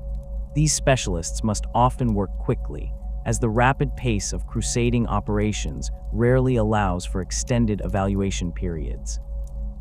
Their assessments rely heavily on combat observation, placing potential recruits in dangerous situations where their true character can be revealed through their responses to stress, fear, and moral challenges. The mobile nature of Black Templar operations requires recruitment facilities that can be rapidly established and dismantled as crusading forces move from one theater to another. The chapter maintains specialized equipment aboard their fleet vessels for this purpose, including portable medical facilities for genetic testing and surgical procedures, training apparatus that can be quickly assembled in various environments, and communication systems that allow coordination between different recruitment teams operating across multiple worlds simultaneously. The establishment of temporary recruitment centers on newly conquered or liberated worlds follows standardized procedures that have been refined through millennia of crusading experience.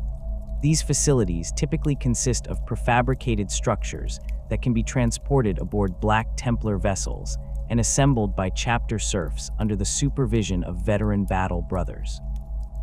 The centers serve multiple functions, providing secure locations for candidate evaluation and initial training, while demonstrating imperial authority to local populations who may have spent years or decades under enemy occupation. The chaplains who oversee recruitment operations bear responsibility that extends far beyond simple candidate selection, encompassing the spiritual formation and indoctrination that transforms ordinary humans into warriors capable of serving the eternal crusade. These religious leaders possess extensive training in psychological assessment and spiritual guidance, allowing them to identify not only those candidates who possess the necessary faith, but also those whose devotion can be properly channeled and developed through appropriate instruction and experience. The indoctrination process begins immediately upon a candidate's selection, with chaplains conducting intensive sessions designed to evaluate and strengthen the recruit's commitment to the Emperor's cause. These sessions combine theological instruction with psychological conditioning, using a variety of techniques to reinforce positive attitudes while identifying and eliminating doubts or hesitations that might compromise the candidate's future effectiveness. The chaplains employ ancient texts, recorded sermons, and personal testimony to create immersive experiences that demonstrate the reality of the Emperor's divine nature and the sacred importance of the crusading mission. The role of chaplains in recruitment extends to the supervision of physical and mental conditioning programs that prepare candidates for the brutal transformation process that will remake their bodies and minds. These programs combine traditional Space Marine training methods with spiritual exercises designed to strengthen the candidate's faith while building the physical and mental resilience necessary to survive the implantation procedures. Chaplains monitor each candidate's progress carefully, adjusting training regimens and spiritual instruction to address individual needs and weaknesses. The spiritual purification that accompanies physical transformation represents one of the most critical aspects of Black Templar recruitment, as the chapter's extreme devotion requires warriors whose faith has been tested and proven under the most demanding circumstances. Candidates undergo extended periods of prayer, fasting, and meditation designed to strip away worldly concerns and focus their attention entirely on service to the Emperor. These spiritual trials often prove more challenging than the physical ordeals that accompany gene seed implantation, as they require candidates to confront their deepest fears and most cherished personal attachments. The transformation of neophytes into full initiates occurs through a gradual process that combines combat experience with continued spiritual development, reflecting the Black Templars' belief that true warriors can only be forged through exposure to genuine danger and hardship. Unlike chapters that maintain separate scout companies for training purposes, the Black Templars integrate their neophytes directly into active crusading formations, where they can learn through participation in actual combat operations rather than simulated exercises. The assignment of neophytes to veteran initiates creates mentorship relationships that form the foundation of Black Templar combat effectiveness and unit cohesion. Each experienced warrior accepts personal responsibility for his assigned neophyte's development, providing instruction in combat techniques, chapter traditions, and spiritual practices, while ensuring that the young warrior receives appropriate guidance during his first experiences with real warfare. These partnerships often develop into lifelong bonds that transcend formal military hierarchy, creating networks of mutual support and loyalty that strengthen the entire chapter. The crusading squad structure that incorporates both veterans and neophytes represents a fundamental departure from standard Space Marine organization, reflecting the Black Templars' commitment to learning through experience rather than theoretical instruction. These mixed formations allow neophytes to observe veteran combat techniques firsthand, while contributing their own enthusiasm and fresh perspectives to established tactical approaches. The veterans benefit from the energy and dedication of their younger battle brothers, while the neophytes gain invaluable experience that cannot be replicated in training environments. The equipment provided to neophytes reflects their intermediate status within the chapter hierarchy, while acknowledging their active participation in combat operations. Rather than the light reconnaissance gear typically associated with Scout Marines, Black Templar neophytes receive modified versions of standard power armor and weapon systems that provide adequate protection for frontline combat, while incorporating training systems that monitor their performance and provide feedback to their mentors. This approach ensures that neophytes develop familiarity with the equipment they will use throughout their careers, while maintaining appropriate distinctions between their current status and that of full initiates. The combat roles assigned to neophytes within crusading squads vary depending on the tactical situation and the individual's developing capabilities, with veterans carefully managing their exposure to danger while ensuring they gain meaningful combat experience. Newly assigned neophytes typically serve in support roles that keep them close to their mentors, while allowing them to observe combat techniques and contribute to squad effectiveness. As their skills develop, neophytes gradually assume more active combat responsibilities, progressing from ammunition bearers and communications specialists to full participants in assault operations. The evaluation process that determines a neophyte's readiness for elevation to full initiate status encompasses both combat performance and spiritual development, with chaplains and veteran sergeants conducting comprehensive assessments that examine every aspect of the candidate's growth.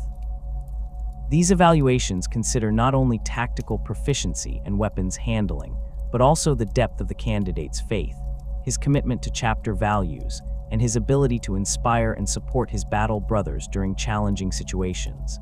The standards applied during these assessments remain deliberately high, as the Black Templars prefer to maintain smaller numbers of truly exceptional warriors rather than diluting their effectiveness with inadequately prepared personnel. The ceremony marking a neophyte's elevation to full initiate status represents one of the most significant moments in a Black Templar's career, formally recognizing his transformation from an aspiring warrior into a full member of the chapter's brotherhood. This ritual takes place in the presence of the entire crusading company when circumstances permit, with the candidate receiving his first set of full power armor and taking formal vows of service to the Emperor and the Eternal Crusade. The ceremony combines elements of military promotion with religious consecration, creating a powerful experience that reinforces the sacred nature of the warrior's commitment while celebrating his achievement. The integration of newly elevated initiates into the chapter's command structure occurs gradually as they demonstrate their capabilities and earn the respect of their battle brothers through continued service and achievement. The chapter's decentralized organization provides numerous opportunities for advancement, as the constant demands of crusading operations create regular needs for leaders at various levels. Veterans who display exceptional tactical acumen, inspirational leadership, or unwavering devotion may find themselves elevated to positions of increasing responsibility, eventually achieving the rank of sergeant or even marshal if their abilities warrant such advancement. The mentorship relationships established during the neophyte training period often continue throughout both warriors' careers, creating informal networks of support and counsel that supplement the chapter's formal command structure. These bonds prove particularly valuable during extended campaigns where the stresses of constant warfare might otherwise strain unit cohesion and individual morale. Veterans who have successfully guided neophytes through their transformation often find themselves sought out for advice and guidance by other members of their companies, creating a web of relationships that strengthens the entire formation. The diversity of backgrounds represented among Black Templar recruits creates unique challenges and opportunities for the mentorship system, as veterans must adapt their instruction methods to accommodate warriors from radically different cultural and social environments. A mentor who grew up in the underhives of a civilized world must learn to communicate effectively with a neophyte raised among the tribal warriors of a feral world, finding common ground in their shared devotion to the Emperor, while respecting the valuable perspectives that each background provides. This cultural exchange enriches both participants and contributes to the chapter's overall adaptability and effectiveness.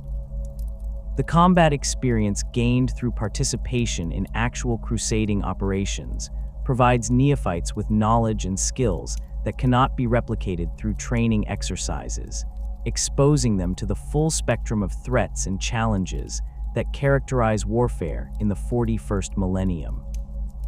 These experiences include not only direct combat against various enemy types, but also exposure to the psychological stresses of extended campaigns, the logistical challenges of maintaining equipment and supplies in hostile environments, and the complex interpersonal dynamics that develop within small military units operating under extreme conditions.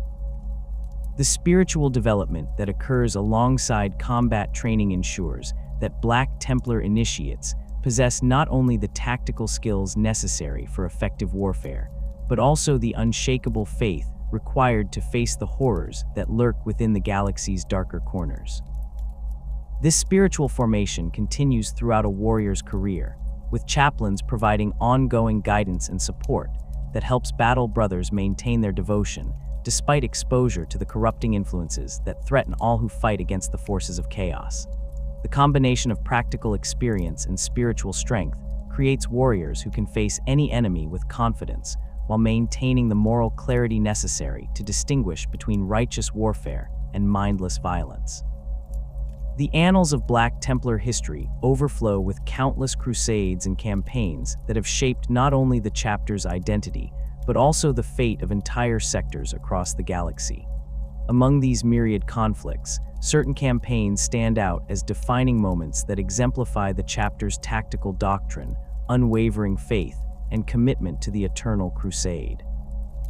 These major operations demonstrate the Black Templars' capacity for sustained warfare, their ability to adapt to diverse enemy types, and their willingness to sacrifice everything in service to the Emperor's will.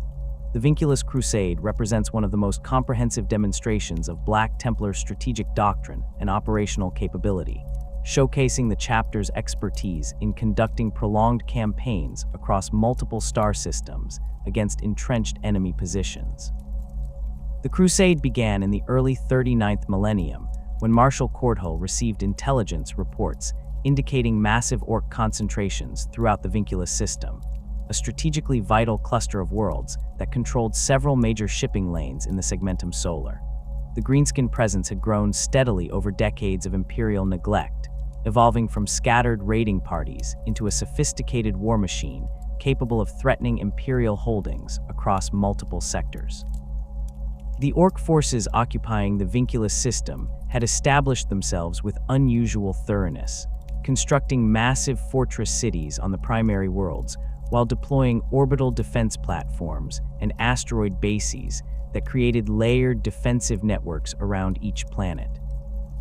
Intelligence gathered by Adeptus Mechanicus explorator fleets revealed that the Greenskins had begun constructing crude shipyards and weapons factories, suggesting that their presence represented more than a temporary incursion. The orcs appeared to be establishing a permanent stronghold that could serve as a launching point for future WoW activities throughout the surrounding regions. Marshal Cordhull's response to this threat demonstrated the Black Templars' characteristic combination of careful planning and aggressive execution.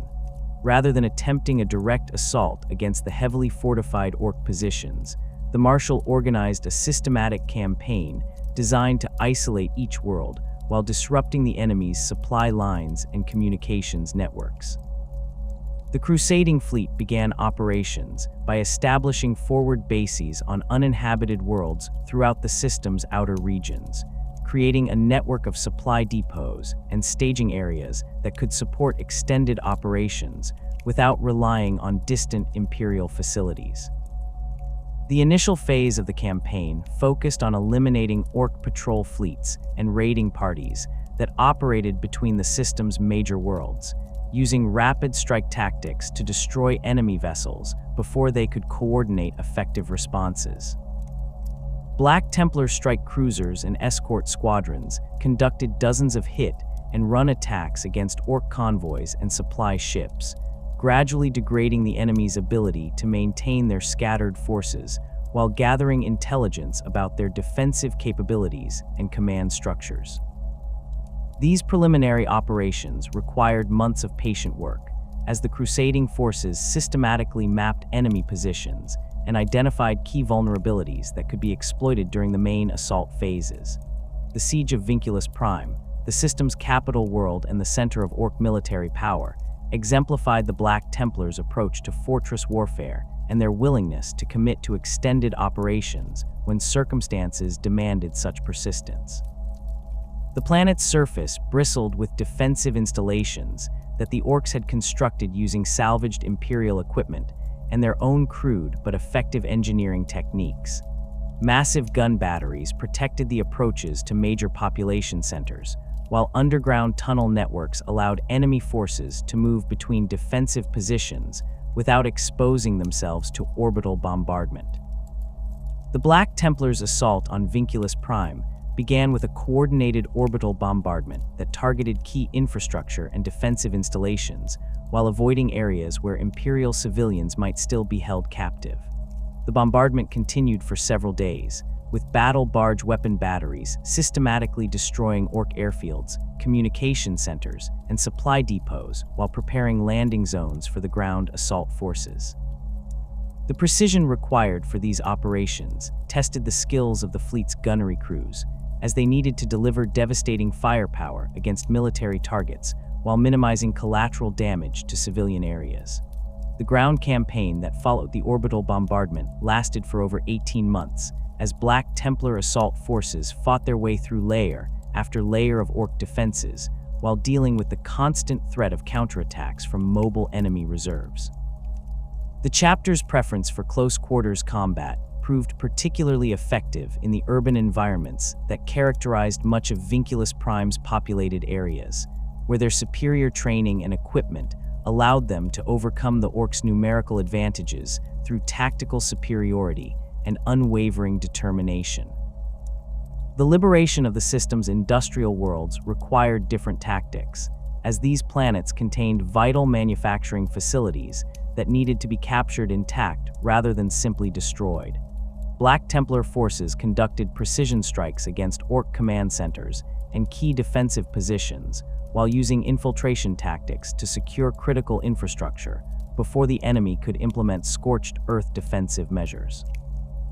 These operations required close coordination between different elements of the crusading force, with assault marines providing rapid response capabilities, while tactical squads secured and held captured objectives.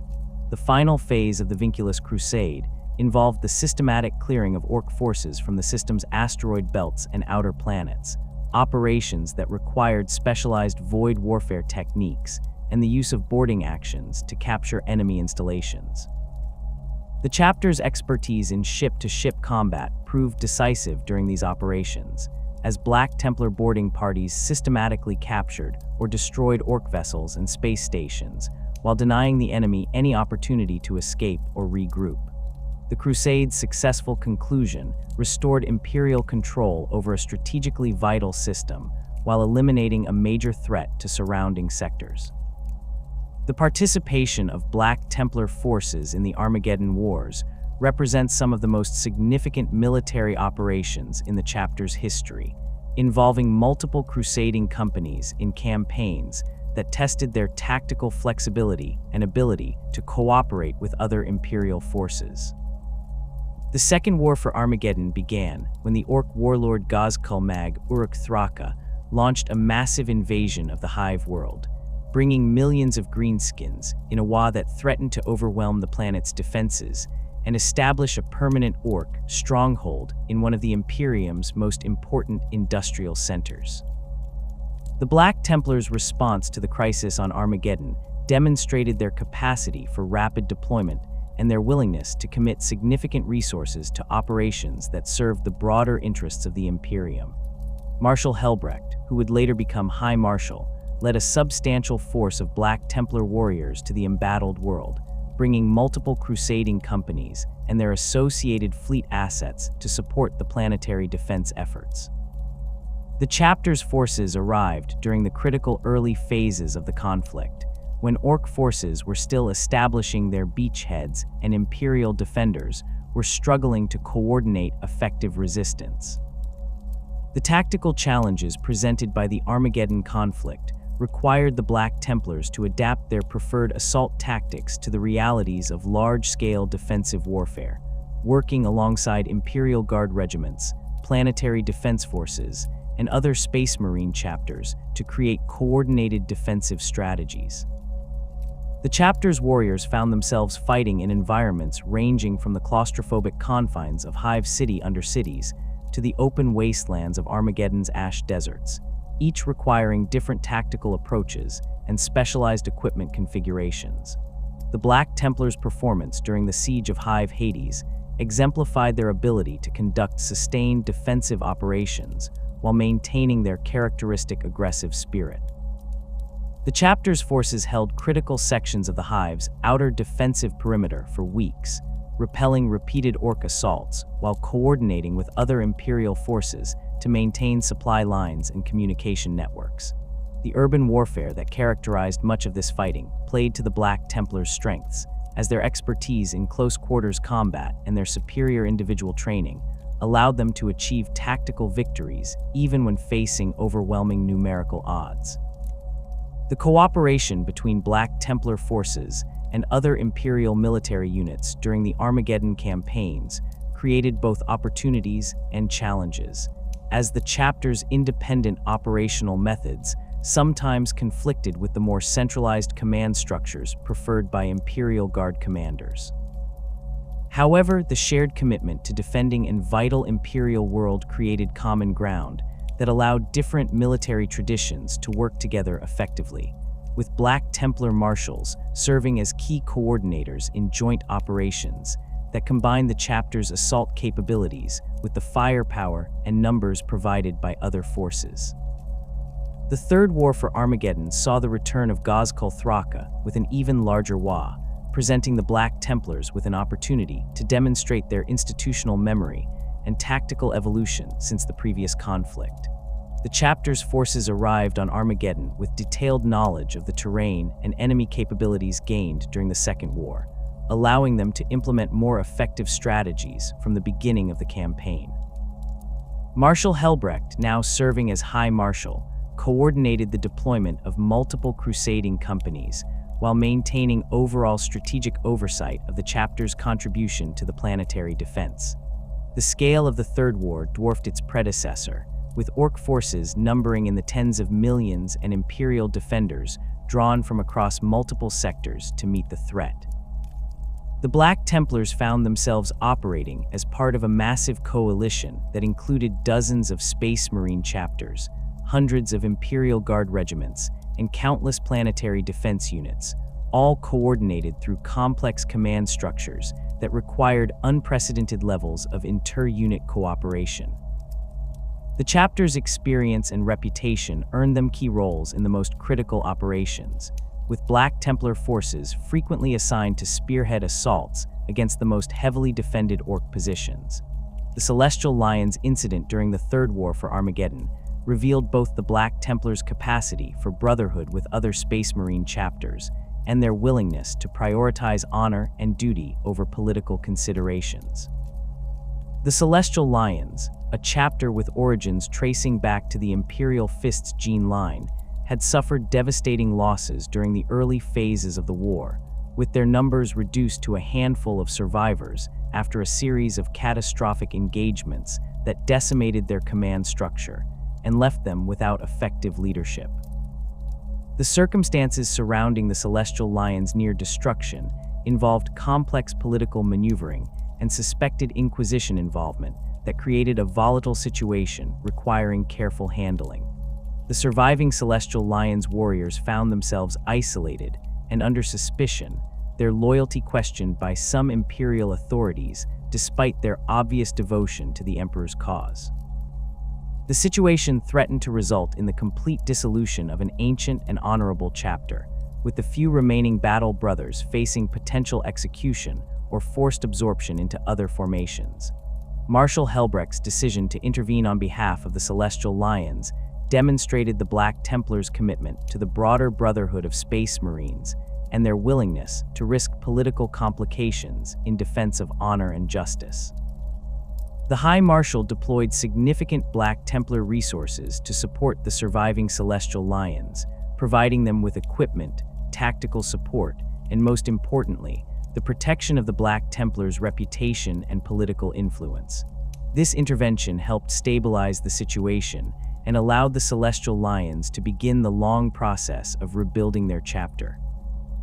The joint operations conducted by Black Templar and Celestial Lions forces during the remainder of the Third War created powerful bonds between the two chapters, while demonstrating the effectiveness of coordinated Space Marine tactics.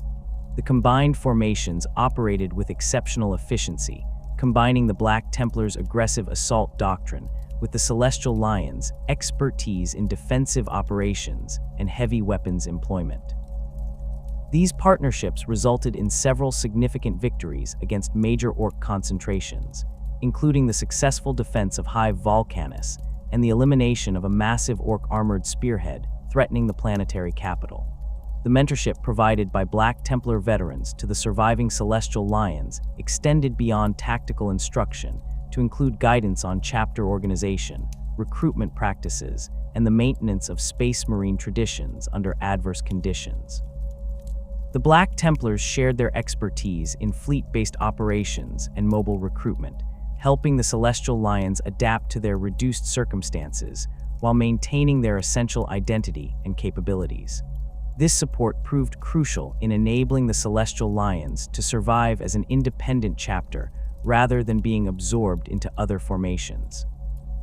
The ongoing Ophidium Gulf Crusade represents one of the Black Templars' most ambitious current operations, involving multiple crusading companies in a coordinated effort to reclaim dozens of Imperial worlds lost to various xenos incursions over the past several centuries. The Ophidium Gulf region had become a contested zone where multiple alien species competed for control over strategically valuable worlds, creating a complex tactical environment that required careful planning and flexible execution to address effectively. The xenos threats present in the Ophidium Gulf encompass a diverse array of alien species, each presenting unique challenges that test different aspects of Black Templar tactical doctrine and equipment capabilities.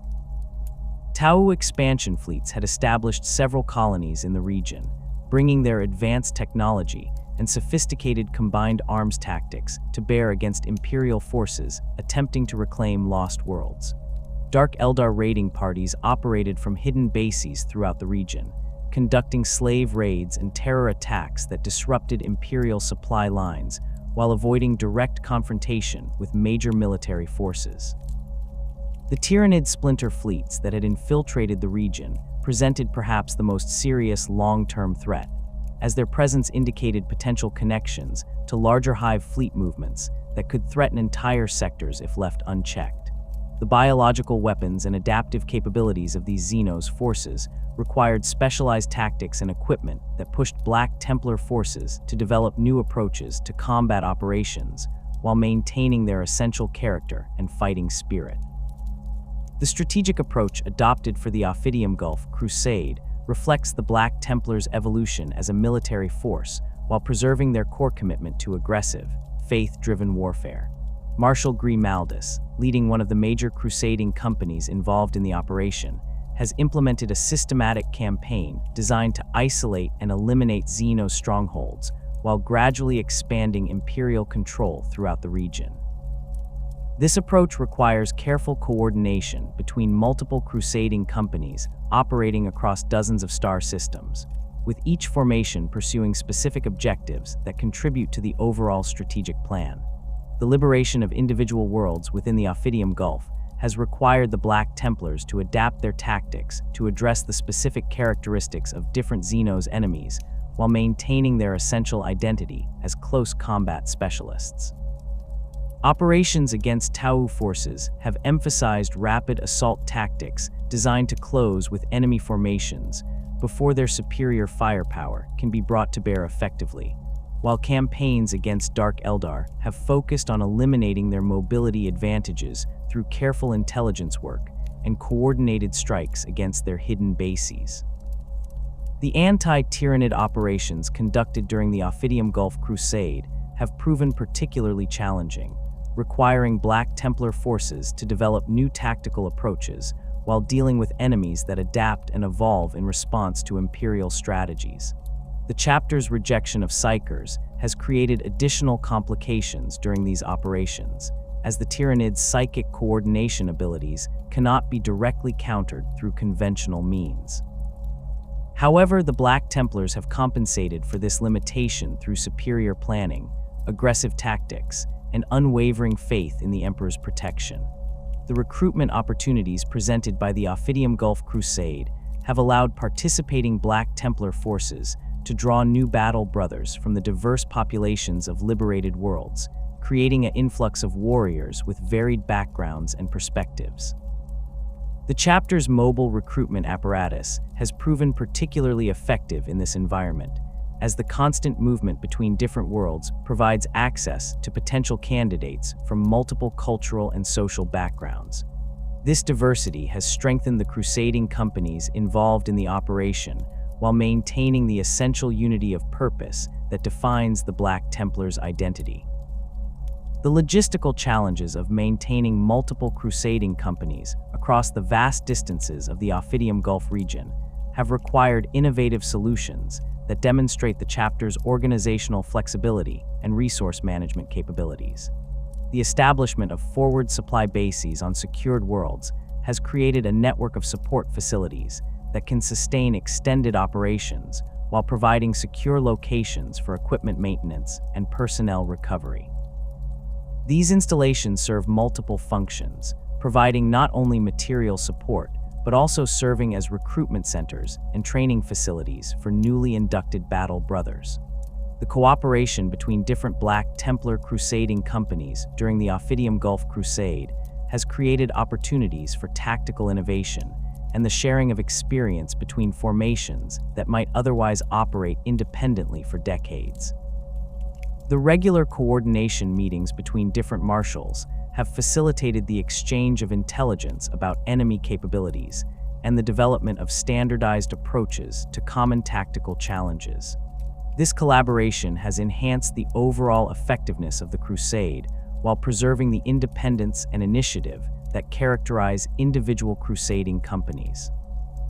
The ongoing nature of the Ophidium Gulf Crusade reflects the Black Templars' commitment to the complete elimination of xenos threats rather than temporary tactical victories, with participating forces prepared to continue operations for decades if necessary to achieve their strategic objectives.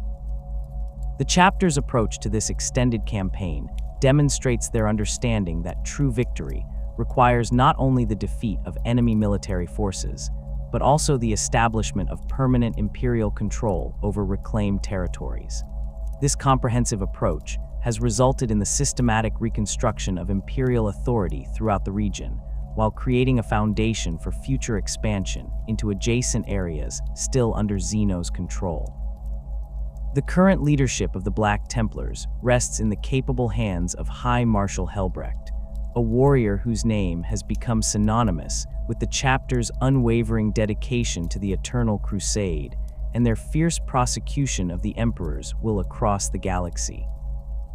Helbrecht's ascension to the position of Supreme Commander came through decades of distinguished service as a Marshal, during which he demonstrated not only exceptional tactical acumen, but also the kind of inspirational leadership that marks the greatest commanders in Space Marine history.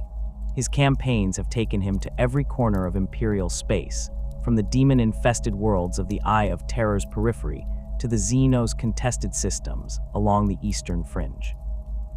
Helbrecht's leadership style embodies the Black Templars' core philosophy of aggressive, faith-driven warfare, while incorporating the strategic sophistication necessary to coordinate the activities of dozens of crusading companies across vast interstellar distances. His ability to balance the chapter's traditional independence with the practical requirements of large-scale military coordination has proven crucial during major conflicts that require multiple crusading companies to work in concert. The High Marshal's tactical genius manifests not in elaborate strategic schemes, but in his capacity to identify the most direct path to victory and then marshal the resources necessary to achieve decisive results. The Third War for Armageddon provided Helbrecht with the opportunity to demonstrate his capabilities on a galactic stage, as he coordinated Black Templar participation in one of the largest military operations in recent Imperial history.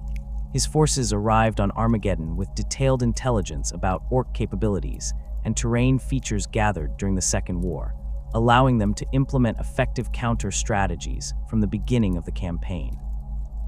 Helbrecht personally led assault operations against some of the most heavily fortified Orc positions, including the successful storming of the Diabolus crater complex, where his tactical innovations in urban warfare became models for other Imperial forces.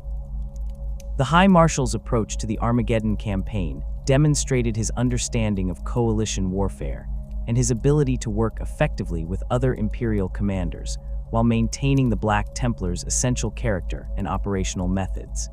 He established coordination protocols with Imperial Guard commanders and other Space Marine chapter masters that allowed for effective joint operations while preserving each force's tactical autonomy. His diplomatic skills proved particularly valuable when dealing with the complex political dynamics that emerged during extended campaign operations involving multiple military organizations with different command cultures and strategic priorities. Helbrecht's management of the Celestial Lions crisis during the Third War revealed both his political sophistication and his unwavering commitment to the broader brotherhood of Space Marines. The situation required careful navigation of Inquisition politics and Imperial bureaucracy while providing meaningful support to a devastated brother chapter. His decision to extend Black Templar protection and resources to the surviving Celestial Lions demonstrated the kind of moral leadership that has earned him respect throughout the Adeptus Astartes, even among chapters that disagree with Black Templar theological positions or tactical doctrines. The ongoing Ophidium Gulf Crusade represents one of Helbrecht's most ambitious strategic undertakings, involving the coordination of multiple crusading companies in a systematic campaign to reclaim dozens of worlds from various xenos threats. His strategic vision for this operation reflects a mature understanding of the logistical and tactical challenges involved in conducting sustained operations across multiple star systems, while maintaining the aggressive tempo that characterizes Black Templar warfare. The High Marshal's ability to delegate operational authority to individual marshals while maintaining overall strategic coherence has proven essential to the Crusade's success. Helbrecht's personal combat prowess remains legendary throughout the chapter, with his preferred weapons being a master-crafted power sword known as the Sword of the High Marshals, and a storm bolter that has been blessed by every chaplain who has served under his command. His power armor bears the scars of countless battles, each mark telling the story of a different engagement where his presence proved decisive. The High Marshal's tactical genius extends to personal combat, where his ability to identify and exploit enemy weaknesses has allowed him to defeat opponents ranging from orc warlords to chaos space marine champions. The religious devotion that drives Helbrecht's leadership encompasses both personal faith and institutional responsibility, as he serves not only as the chapter's supreme military commander, but also as the guardian of their spiritual traditions and theological orthodoxy. His sermons to assembled crusading companies have become legendary throughout the chapter, combining tactical instruction with spiritual exhortation in ways that inspire his warriors to achieve seemingly impossible victories. The High Marshal's understanding of Black Templar theology allows him to provide guidance on complex doctrinal questions while maintaining the unity of purpose that binds the chapter together despite their scattered deployment across the galaxy. Chaplain Grimaldus stands as perhaps the most revered spiritual leader in the Black Templars' current hierarchy, a warrior priest whose name has become synonymous with unwavering faith and inspirational leadership in the face of overwhelming odds. His elevation to the position of reclusiarch came through decades of distinguished service as a company chaplain, during which he demonstrated not only exceptional theological knowledge, but also the kind of battlefield presence that can rally warriors even in the darkest moments of combat. Grimaldus embodies the Black Templars' fusion of martial prowess and religious devotion, serving as both spiritual guide and combat leader for the warriors under his care. The siege of Hellsreach during the Third War for Armageddon transformed Grimaldus from a respected chaplain into a legendary figure whose exploits are recounted throughout the chapter and beyond. The massive hive city had become a critical strategic objective for both Imperial defenders and Orc attackers, with its industrial facilities and transportation networks making it essential to the planetary defense effort. When Orc forces launched their assault against the city, Grimaldus found himself commanding a mixed force of Black Templars, Imperial Guard, and civilian militia in a desperate defense that would last for months. The tactical situation at Hellsreach presented challenges that tested every aspect of Grimaldus's leadership capabilities, as he needed to coordinate the efforts of diverse military units while maintaining morale among forces that were vastly outnumbered by their Orc opponents. The chaplain's ability to inspire courage in soldiers who had never fought alongside Space Marines proved crucial during the early phases of the siege, when Imperial morale was at its lowest and the enemy's numerical superiority seemed overwhelming.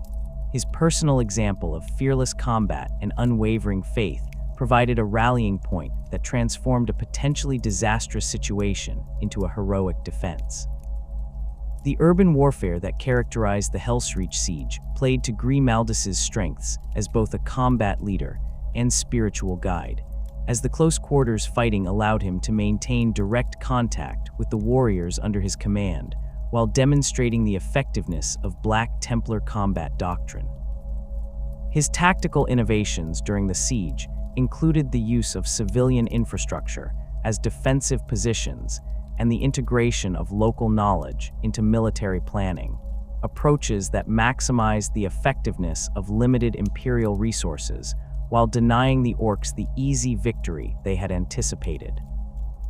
Grimaldus's spiritual leadership during the siege extended beyond formal religious ceremonies to encompass the kind of personal counseling and moral guidance that sustained Imperial morale throughout months of brutal combat.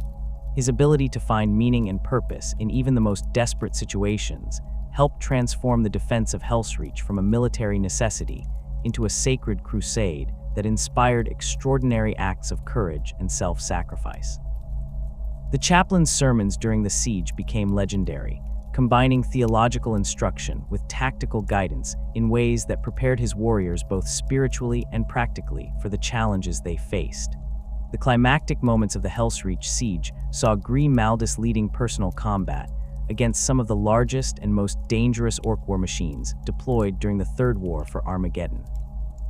His successful single combat against an Orc warlord in the ruins of the city's primary cathedral became the stuff of legend, with witnesses reporting that the chaplain seemed to glow with inner light as he struck down his massive opponent. The victory not only eliminated a key enemy leader, but also provided a powerful symbol of imperial determination that inspired the final push that broke the Orc siege. The aftermath of Hellsreach established Grimaldus as one of the most respected figures in the Black Templars hierarchy, with his tactical innovations and spiritual leadership serving as models for other chaplains throughout the chapter. His experiences during the siege provided valuable lessons about urban warfare, coalition operations, and the management of extended defensive campaigns that have been incorporated into chapter doctrine and training programs. The chaplain's writings about the theological significance of the Hellsreach defense have become required reading for aspiring chaplains and serve as important texts for understanding Black Templar spiritual doctrine. Grimaldus's current role as Reclusiarch involves oversight of the chapter's spiritual development and the training of new chaplains, responsibilities that require him to balance his personal preference for frontline combat with the administrative demands of high-level leadership. His approach to these duties reflects his understanding that effective spiritual leadership requires both theoretical knowledge and practical experience, leading him to ensure that chaplains under his guidance receive extensive combat exposure alongside their theological education. The Reclusiarch's personal example continues to inspire chaplains throughout the chapter, as his willingness to share the dangers faced by ordinary battle brothers reinforces the authenticity of his spiritual authority. The tradition of the Emperor's Champion represents one of the most distinctive and spiritually significant aspects of Black Templar organization, embodying the chapter's belief in direct divine intervention in their military operations. These warriors are not appointed through normal command channels or selected based on conventional criteria, but rather chosen through mystical visions that mark them as the Emperor's personal representatives on the battlefield. The calling of an Emperor's Champion typically occurs during periods of intense prayer or meditation, often in the hours before particularly significant battles, when the spiritual tension surrounding the upcoming conflict reaches its peak. The visions that herald the selection of an Emperor's Champion vary in their specific details, but consistently convey the same essential message. The Emperor has identified specific enemies that require personal attention, and he has chosen a particular warrior to serve as his instrument of vengeance. These divine communications often include detailed information about the enemy champion or leader who must be faced, along with guidance about the tactical approach that should be employed during the confrontation. The chosen warrior experiences a profound spiritual transformation that enhances his combat capabilities while filling him with unshakable confidence in his sacred mission. The physical and mental changes that accompany the calling of an Emperor's Champion are immediately apparent to other members of the chapter, as the chosen warrior displays a level of focus and determination that transcends normal human experience. His combat reflexes become supernaturally sharp, his strength increases beyond even the considerable capabilities provided by Space Marine enhancement, and his tactical awareness expands to encompass battlefield developments that would normally escape notice. These improvements are interpreted by the chapter as direct divine intervention, proof that the Emperor continues to take personal interest in their crusading efforts. The black sword carried by each Emperor's Champion serves as both weapon and symbol of divine authority, its ancient blade having been blessed by the Emperor himself during the darkest days of the Horus Heresy. The weapon responds to its wielder's faith with an almost sentient awareness, its edge gleaming with inner light when confronted by the enemies of mankind, while its inscribed prayers glow with golden fire during moments of particular spiritual significance. The sword's supernatural sharpness allows it to cleave through even the heaviest armor with minimal resistance, while its blessed nature provides protection against the psychic attacks and demonic powers that characterize many of the Imperium's most dangerous enemies. The role of an Emperor's Champion extends beyond simple combat prowess to encompass a broader responsibility for seeking out and destroying enemy leaders whose defeat will serve the strategic objectives of the Eternal Crusade. These warriors actively hunt for worthy opponents during battle, trusting in divine guidance to lead them to the enemies most deserving of personal attention. Their presence on the battlefield serves as both tactical asset and spiritual inspiration, as other Black Templars fight with increased fervor when they know the Emperor's chosen champion stands among them. The duration of service as an Emperor's champion varies considerably, with some warriors maintaining their calling for extended periods, while others fulfill their divine mission in a single climactic battle. The end of a champion's service typically comes through death in combat, as these warriors throw themselves into increasingly dangerous situations in pursuit of their sacred objectives. However, some champions survive long enough to complete their assigned missions and return to normal service within their crusading companies, though they carry the spiritual mark of their divine calling for the remainder of their lives. Marshal Amalric earned his place in Black Templar legend through his heroic defense of Hellsreach during the Third War for Armageddon, where his tactical brilliance and unwavering courage helped transform what could have been a catastrophic defeat into one of the war's most inspiring victories. His leadership of the mixed Imperial forces defending the massive Hive City demonstrated the kind of adaptive command capability that has made the Black Templars effective in countless different combat environments. Amalric's ability to coordinate the efforts of Space Marines, Imperial Guard, and civilian militia while maintaining effective resistance against overwhelming Orc numbers showcased the tactical flexibility that characterizes the chapter's finest commanders. The strategic situation at Hellsreach required Amalric to implement defensive tactics that differed significantly from the Black Templars' preferred assault doctrine, forcing him to adapt his natural aggressive instincts to the requirements of a prolonged siege defense.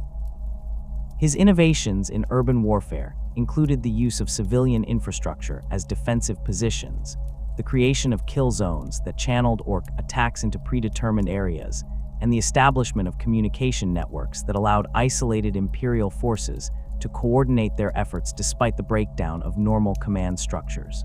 These tactical adaptations proved so effective that they were subsequently adopted by other Imperial commanders facing similar situations. Amalric's personal leadership during the siege extended beyond tactical planning to encompass the kind of inspirational presence that sustained Imperial morale throughout months of brutal combat.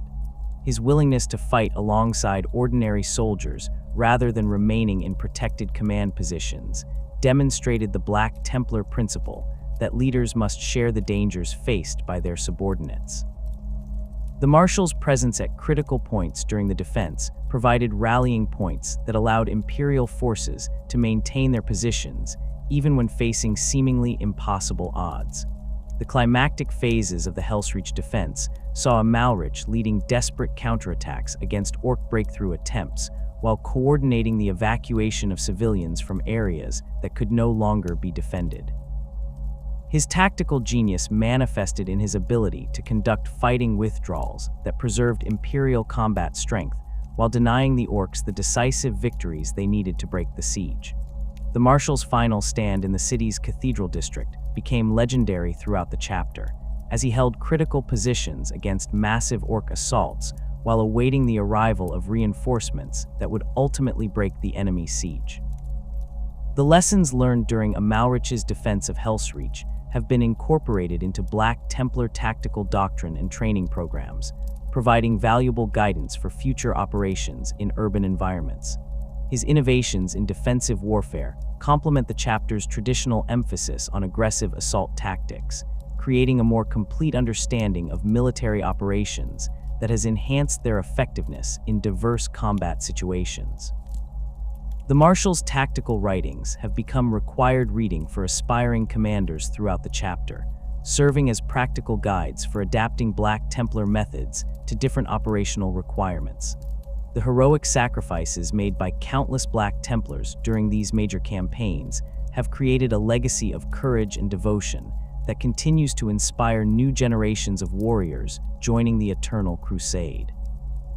The chapter's willingness to accept heavy casualties in pursuit of strategic objectives reflects their understanding that temporary losses are acceptable when weighed against the eternal importance of their mission. This philosophy has enabled them to achieve victories that other forces might consider impossible, though it has also resulted in the loss of irreplaceable veterans and leaders whose experience and wisdom cannot be easily replaced. The Black Templars' hatred for Chaos Space Marines burns with an intensity that transcends mere military opposition, representing a fundamental rejection of everything these fallen warriors embody. Where other Imperial forces might view traitor Astartes as dangerous enemies requiring tactical caution, the Black Templars see them as the ultimate blasphemy against the Emperor's vision for humanity.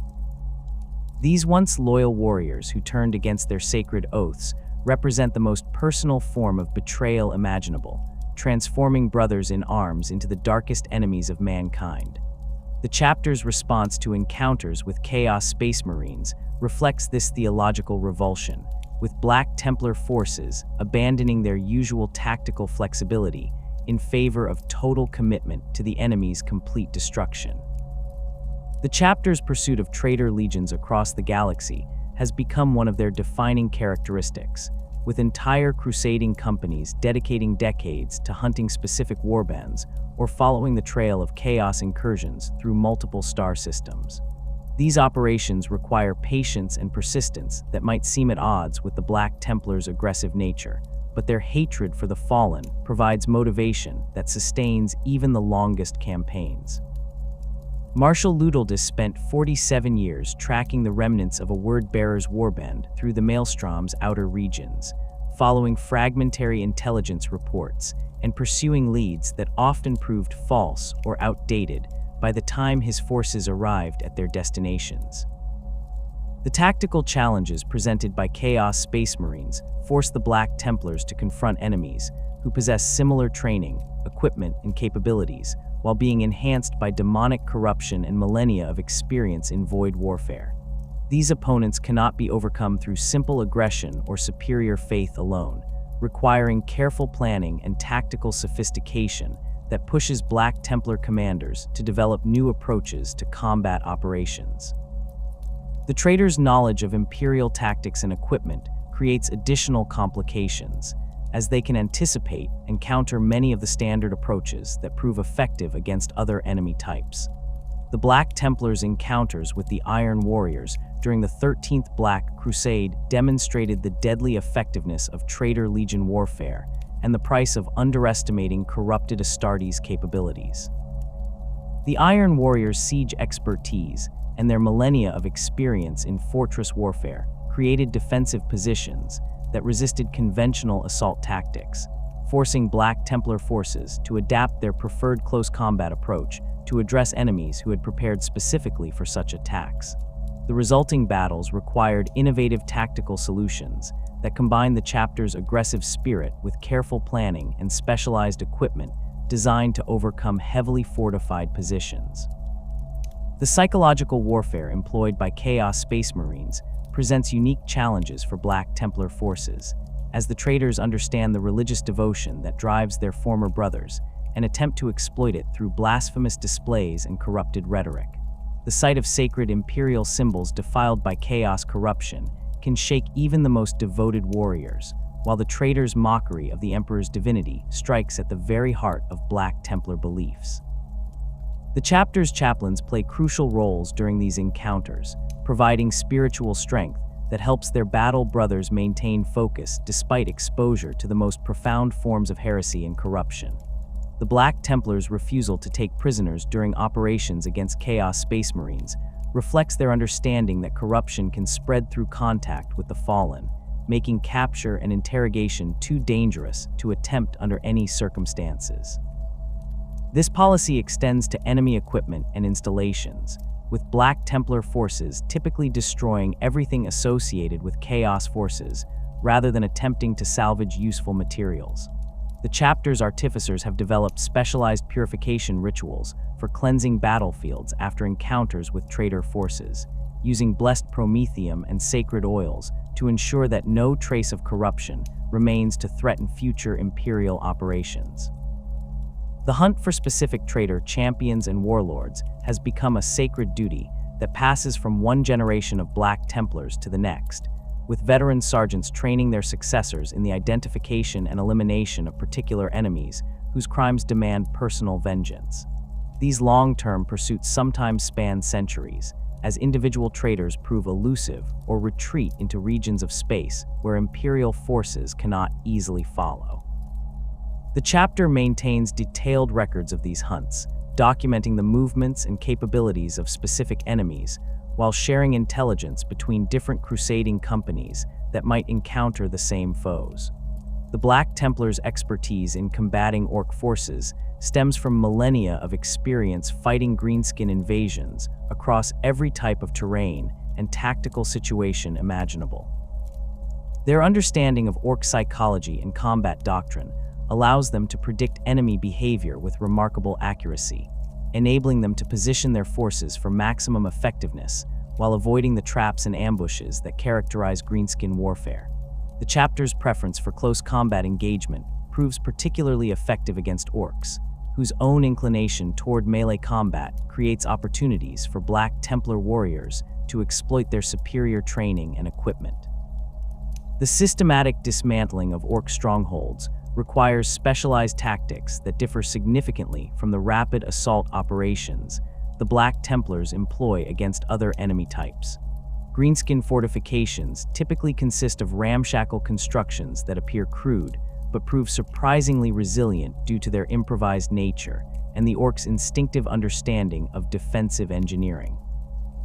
Black Templar assault forces must identify structural weaknesses in these positions, while dealing with the constant threat of booby traps, improvised weapons, and the unpredictable nature of Orc defensive tactics.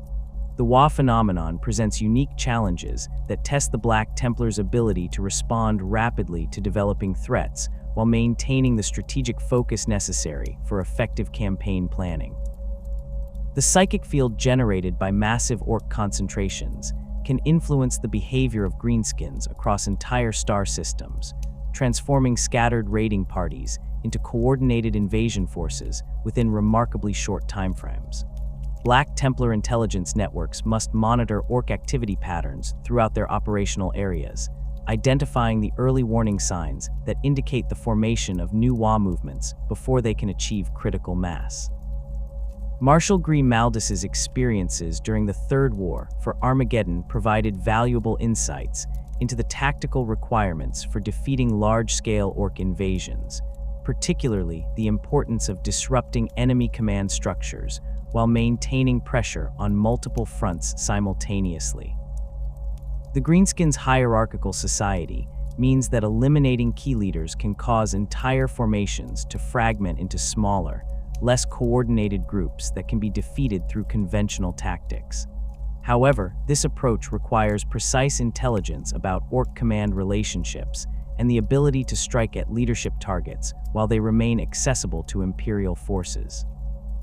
The urban warfare that characterizes many anti-Orc operations plays to the Black Templars' strengths while presenting unique challenges related to collateral damage and civilian protection. Greenskin forces typically show little regard for Imperial infrastructure or civilian populations, using human shields and destroying valuable facilities to deny them to Imperial forces. Black Templar commanders must balance their preference for aggressive tactics with the need to preserve civilian lives and critical infrastructure, often requiring them to accept higher casualty rates in exchange for more precise targeting of enemy positions. The Black Templars' encounters with Tyranid forces represent some of their most challenging operations, as the Great Devourer's bio forms present threats that cannot be countered through conventional tactics or superior individual skill alone. The Tyranids' capacity for rapid adaptation means that successful tactics can become obsolete within hours of their first employment, forcing Black Templar commanders to constantly develop new approaches while dealing with enemies that learn and evolve in real time. The hive mind's coordination abilities create additional complications, as individual Tyranid organisms can sacrifice themselves to provide intelligence that benefits the larger swarm. The absence of psychers within Black Templar ranks creates significant disadvantages during anti-Tyranid operations, as the chapter cannot directly counter the hive mind's psychic coordination or benefit from the precognitive abilities that other Imperial forces use to anticipate bioform attacks. This limitation forces the chapter to rely entirely on conventional intelligence gathering and tactical analysis, approaches that prove less effective against enemies whose behavior patterns change rapidly in response to battlefield developments. Black Templar forces must compensate for these disadvantages through superior planning, aggressive tactics, and the kind of overwhelming firepower that can destroy Tyranid organisms faster than they can adapt to new threats. The biological weapons employed by Tyranid forces pose unique threats to power armor and standard Imperial equipment, requiring specialized protective measures and decontamination procedures that constrain the resources of crusading companies operating far from Imperial supply lines. Black Templar artificers have developed modified armor configurations that provide enhanced protection against acid attacks and toxic spores, while their apothecaries have created treatment protocols for warriors exposed to Tyranid bioweapons. These adaptations represent ongoing evolutionary responses to an enemy that constantly develops new forms of biological warfare. The swarm tactics favored by most Tyranid forces create target-rich environments that allow Black Templar heavy weapons specialists to achieve devastating results, provided they can maintain adequate ammunition supplies and defensive positions. The chapter's preference for close combat engagement proves less effective against enemies that can literally overwhelm individual warriors through sheer numbers, forcing them to adapt their tactical doctrine to emphasize ranged firepower and coordinated squad movements. These modifications require extensive retraining for warriors accustomed to charging directly into melee combat, though the chapter's fundamental aggressive spirit remains unchanged. The Black Templars' ongoing struggles against various xenos threats during their crusading campaigns demonstrate their adaptability and determination in the face of enemies that present radically different challenges from conventional human opponents. Eldar forces require entirely different tactical approaches due to their superior mobility, advanced technology, and precognitive abilities that allow them to anticipate and counter many Imperial strategies. The alien warriors' hit-and-run tactics and their preference for engaging Imperial forces on terms of their own create frustrating campaigns where decisive victories prove elusive despite tactical successes at the squad and company level. The technological superiority of Tau forces presents challenges that test the Black Templars' ability to overcome enemies whose equipment and tactical doctrine are specifically designed to counter Space Marine capabilities. Tau battle suits and drone support systems create overlapping fields of fire that can devastate assault forces attempting to close with enemy positions, while their advanced communications and targeting systems allow for coordinated responses that neutralize many of the advantages normally enjoyed by Imperial forces. Black Templar commanders have learned to exploit the Tau's relatively limited close combat capabilities by using terrain features and diversionary attacks to create opportunities for successful assault operations. The ancient Necron threat represents perhaps the most challenging opponent the Black Templars face during their crusading operations, as these mechanical warriors possess technology that defies Imperial understanding while demonstrating tactical capabilities that rival or exceed those of the Adeptus Astartes. The Necron's reanimation protocols mean that tactical victories can prove temporary, with apparently destroyed enemies returning to combat within minutes of their apparent defeat. This creates psychological pressures that test the faith and determination of even the most devoted Black Templar warriors, as conventional measures of success become meaningless when facing enemies that refuse to remain dead. The Gauss weapons employed by Necron forces can disintegrate power armor and even Space Marine physiology at the molecular level, creating wounds that cannot be treated through conventional medical techniques. Black Templar apothecaries have developed specialized protocols for treating Gauss weapon injuries, though their success rates remain limited by the fundamental nature of the damage these weapons inflict. The chapter's artificers continue to research potential countermeasures, though the alien technology involved exceeds Imperial understanding in most cases. The tomb worlds that serve as Necron strongholds present unique challenges for assault operations, as their defensive systems incorporate technologies that can manipulate space and time in ways that confuse conventional tactical planning. Black Templar forces have learned to approach these installations with extreme caution, using reconnaissance drones and expendable assets to probe defensive capabilities before committing valuable personnel to assault operations. The alien architecture and defensive systems found on these worlds often defy Imperial comprehension, requiring adaptive tactics that can respond to threats that have no equivalent in conventional warfare. The Black Templars' relationship with their successor chapters, particularly those sharing the Imperial Fists' gene seed heritage, represents one of the strongest bonds within the broader Space Marine Brotherhood. The genetic legacy of Rogal Dorn creates an unspoken kinship that transcends the theological and organizational differences that might otherwise separate these chapters from one another. The Imperial Fists themselves maintain cordial relations with their Black Templar descendants, though the parent chapter's adherence to Codex doctrine sometimes creates tension with the Templars' more independent operational methods. During joint operations, Imperial Fists commanders often find themselves adapting to the Black Templars' aggressive tempo and decentralized command structure, while Templar marshals must accommodate their Gene brothers' preference for methodical planning and coordinated execution. The Crimson Fists have proven particularly compatible allies during several major campaigns, their expertise in defensive operations complementing the Black Templars' assault capabilities in ways that create highly effective combined formations. The Crimson Fists' experience with prolonged siege warfare and their mastery of heavy weapons provide tactical options that pure assault forces cannot achieve independently, while the Black Templars' aggressive spirit and close combat expertise offer breakthrough capabilities that defensive specialists sometimes lack. Marshal Helbrecht's coordination with Chapter Master Pedro Cantor during the Orc incursions in the Loki sector demonstrated how these complementary capabilities could be integrated without compromising either chapter's essential character or operational doctrine.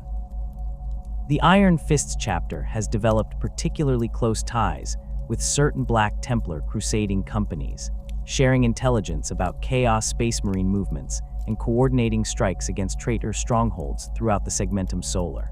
Their mutual hatred for the fallen legions creates common ground that transcends normal inter-chapter protocols, with both formations willing to redirect resources from other operations when opportunities arise to strike at their shared enemies. These collaborative efforts have resulted in the destruction of several significant Chaos warbands, including the elimination of a Word-Bearer's splinter fleet that had been raiding Imperial shipping lanes for over 3 decades. The relationship between the Black Templars and the Adeptus Mechanicus represents a complex balance of mutual dependence and theological disagreement that requires careful management from both sides. The chapter's fleet-based organization creates constant demands for technical support that only the Forge worlds can adequately address, while their rejection of certain technologies and their suspicious attitude toward innovation sometimes conflicts with the Mechanicus's experimental nature. Despite these tensions, several Forge worlds have established long-term alliances with specific Black Templar crusading companies, providing specialized equipment and technical support in exchange for protection and access to rare materials recovered during crusading operations. Forge World Lucius has maintained particularly close ties with the Black Templars since the 35th millennium, when Marshal Cordhull's forces provided crucial assistance during a major Orc invasion that threatened the Forge World's primary manufacturing facilities. The grateful tech priests established permanent liaison offices aboard several Black Templar battle barges, providing ongoing technical support while gaining access to combat data and salvaged xenos technology that proved valuable for their research programs. This arrangement has evolved over the millennia into a comprehensive partnership that includes joint operations against mutual enemies and shared intelligence about technological threats throughout the galaxy. The technical expertise provided by Mechanicus allies proves essential for maintaining the Black Templars' extensive fleet assets, as the chapter's constant movement and aggressive operational tempo create maintenance demands that exceed the capabilities of standard chapter technical personnel. Forge World specialists aboard Black Templar vessels provide advanced repair services and equipment modifications that keep ancient battle barges and strike cruisers operational despite millennia of continuous service. These tech priests also assist with the production of specialized ammunition and equipment required for specific mission types, ensuring that crusading companies can adapt their loadouts to address particular enemy threats or environmental challenges. The Black Templars' relationship with the Adeptus Mechanicus extends to the provision of rare and specialized equipment that reflects the chapter's unique operational requirements. The Forge Worlds have developed modified power armor variants that incorporate enhanced close combat protection and improved mobility systems, while their weaponsmiths produce chainswords and power weapons that meet the chapter's exacting standards for quality and reliability. These items often incorporate blessed components and sacred materials that satisfy both the Mechanicus's technical requirements and the Black Templars' spiritual needs, creating equipment that serves as both functional tools and religious artifacts. The coordination between Black Templar forces and Imperial Guard regiments during large-scale crusading operations requires careful planning and clear communication protocols that can overcome the significant differences in tactical doctrine and operational tempo between these forces. The chapter's preference for rapid, decisive action often conflicts with the Imperial Guard's more methodical approach to campaign planning, while their decentralized command structure can create confusion for Guard commanders accustomed to rigid hierarchical systems. Despite these challenges, successful integration of Space Marine and Guard capabilities has proven decisive in numerous major campaigns, with each force contributing capabilities that the other cannot match independently. The Armageddon Wars provided extensive opportunities for Black Templar commanders to develop effective coordination protocols with Imperial Guard forces, as the massive scale of these conflicts required unprecedented levels of inter-service cooperation. Marshal Helbrecht's establishment of joint command centers that included both Space Marine and Guard representatives created communication channels that allowed for real-time coordination of operations across multiple fronts simultaneously. These arrangements required significant adaptation from both sides, as Guard officers learned to accommodate the Black Templars' aggressive operational style, while Templar commanders accepted the need for broader strategic planning that considered Guard capabilities and limitations. The integration of Imperial Guard heavy weapons and artillery support with Black Templar assault operations has created tactical combinations that maximize the effectiveness of both forces while minimizing their individual weaknesses. Guard artillery can provide preparatory bombardments that soften enemy positions before Black Templar assault forces begin their advance, while the Space Marine's superior mobility and close combat capabilities can exploit the disruption created by sustained firepower. These coordinated operations require precise timing and extensive communication between different command levels, as the rapid pace of Space Marine operations must be synchronized with the more deliberate movements of Guard formations. The logistical support provided by Imperial Guard forces during extended crusading operations proves essential for maintaining Black Templar effectiveness across multiple star systems and prolonged campaigns. Guard supply networks can provide basic ammunition, fuel, and spare parts that allow Space Marine forces to maintain their operational tempo without returning to their fleet bases for resupply. This support becomes particularly critical during campaigns in remote regions where Imperial infrastructure is limited or damaged by enemy action, as guard logistics specialists can establish forward supply bases using portable equipment and local resources. The Black Templars' relationship with the ecclesiarchy represents a complex theological alliance that combines shared devotion to the emperor with significant differences in organizational structure and doctrinal interpretation. The chapter's extreme faith and their rejection of the imperial truth creates common ground with the ecclesiarchy's religious hierarchy, while their independence from normal imperial command structures sometimes conflicts with the church's preference for centralized authority. Despite these tensions, both organizations recognize their mutual dependence in the struggle against chaos, corruption, and xenos threats, leading to collaborative arrangements that benefit both parties while respecting their essential differences. The missionaries who accompany Black Templar crusading fleets provide valuable services that complement the chapter's own chaplains, offering spiritual guidance to the human crew members and support personnel who serve aboard Space Marine vessels. These ecclesiarchy representatives also serve as liaisons with planetary populations during liberation operations, helping to restore imperial religious practices and identify potential recruits who demonstrate appropriate levels of faith and devotion. Their knowledge of local customs and religious traditions proves particularly valuable when operating in regions where imperial authority has been absent for extended periods. The coordination between Black Templar chaplains and ecclesiarchy officials during major campaigns creates opportunities for theological exchange and doctrinal development that strengthen both organizations' understanding of the emperor's will. Joint religious ceremonies conducted before significant battles combine Space Marine traditions with broader imperial religious practices, creating powerful displays of faith that inspire both military personnel and civilian populations. These collaborations also provide opportunities for the ecclesiarchy to observe Space Marine religious practices firsthand, leading to greater understanding and appreciation of the Astartes' unique role within the broader imperial hierarchy.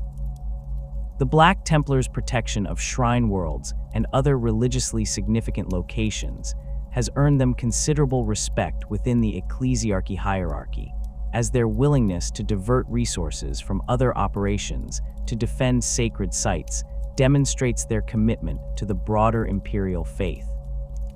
The chapter's successful defense of the shrine world of Ophelia 7 against a major chaos incursion earned them permanent honors within the Cathedral of the Emperor Ascendant, while their liberation of the pilgrimage route to the tomb of Saint Jasmine restored access to one of the Segmentum Solar's most important religious sites.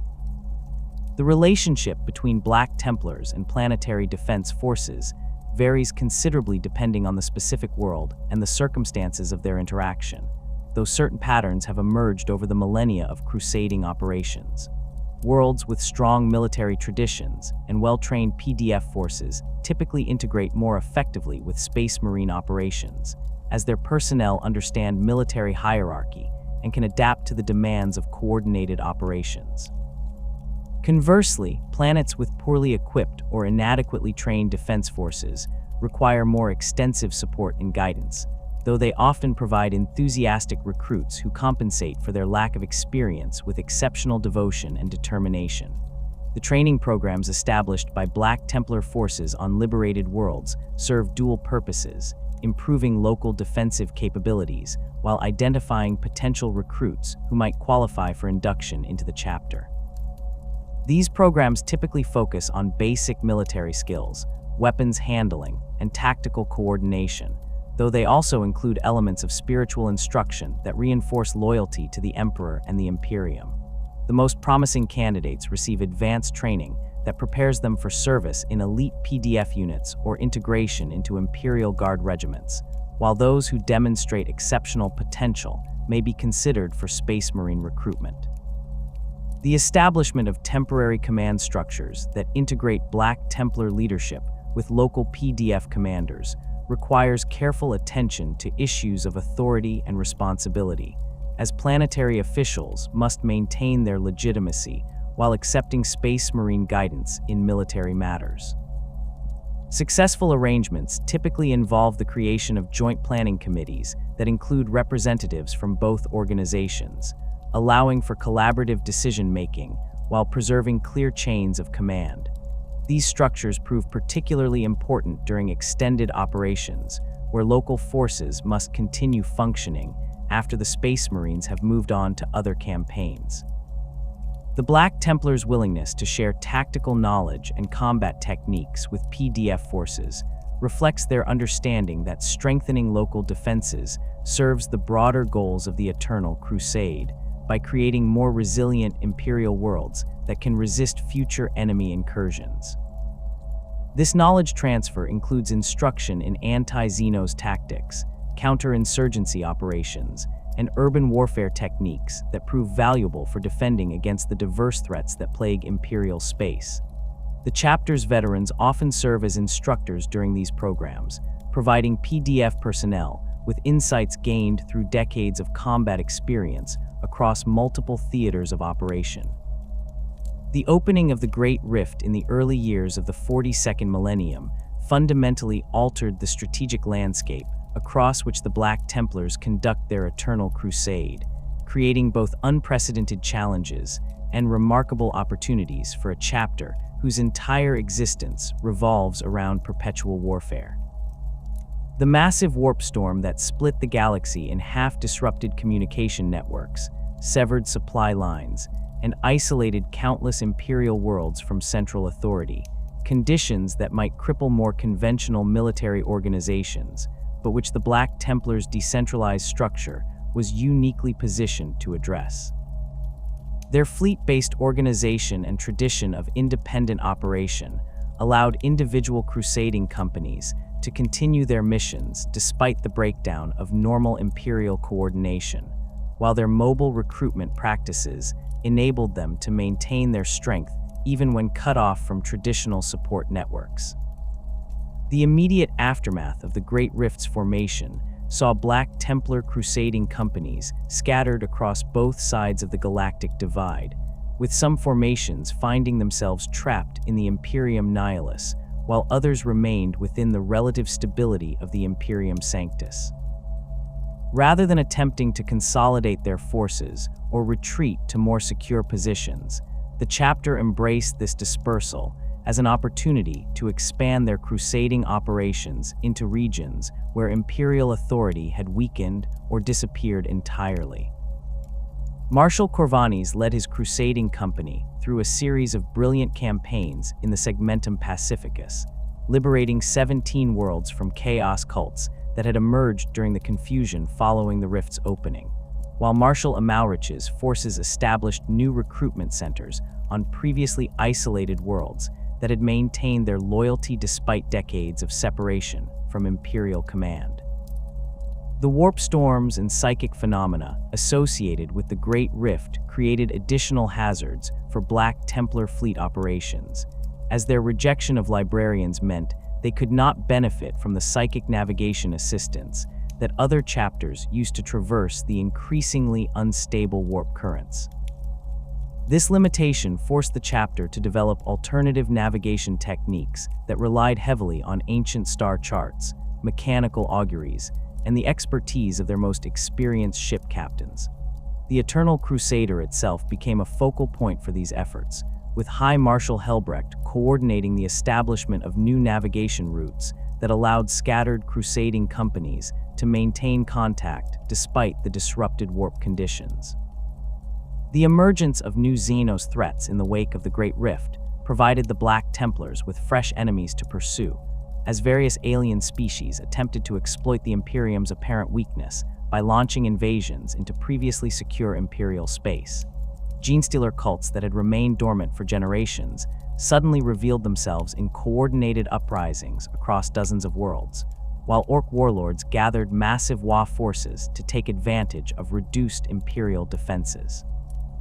The chapter's rapid response capabilities proved crucial during these early crisis periods, as their ability to deploy significant forces quickly allowed them to contain several major threats before they could achieve critical mass. The return of Primarch Robute Guilliman and the launch of the Indomitus Crusade marked a pivotal moment in Black Templar history, presenting the chapter with both validation of their crusading philosophy and potential challenges to their operational independence. The Primarch's massive military campaign to restore imperial unity and push back against the forces of chaos aligned perfectly with the Black Templars' own mission, providing opportunities for large-scale operations that could achieve strategic objectives far beyond the scope of individual crusading companies. High Marshal Helbrecht's decision to commit substantial Black Templar forces to support the Indomitus Crusade demonstrated the chapter's willingness to subordinate their traditional independence to the broader needs of the Imperium when circumstances demanded such cooperation. The integration of Black Templar forces into the Indomitus Crusade's command structure required careful negotiation between High Marshal Helbrecht and the Primarch's senior staff, as the chapter's decentralized organization and aggressive operational methods needed to be accommodated within the Crusade's broader strategic framework. The compromise arrangements that emerged allowed Black Templar crusading companies to maintain their essential character while contributing to coordinated operations that served the Primarch's strategic objectives. Marshal Grimaldus's successful integration of his forces with Ultramarines and Imperial Fists formations during the liberation of the Vigilis system demonstrated how these arrangements could work in practice, combining the Black Templars' assault capabilities with the tactical precision and strategic planning that characterized the Indomitus Crusade's operations. The Primaris reinforcements provided to the Black Templars through the Indomitus Crusade represented a significant augmentation of the chapter's combat capabilities, though their integration required careful management to preserve the essential character and traditions that define the chapter's identity. The new Primaris Marines brought enhanced physical capabilities and access to advanced equipment patterns that strengthened individual crusading companies, while their fresh perspective and enthusiasm for combat complemented the experience and wisdom of existing battle brothers. However, the process of integrating these reinforcements into established crusading companies required extensive indoctrination and training programs that ensured the new warriors understood and embraced the chapter's unique culture and operational methods.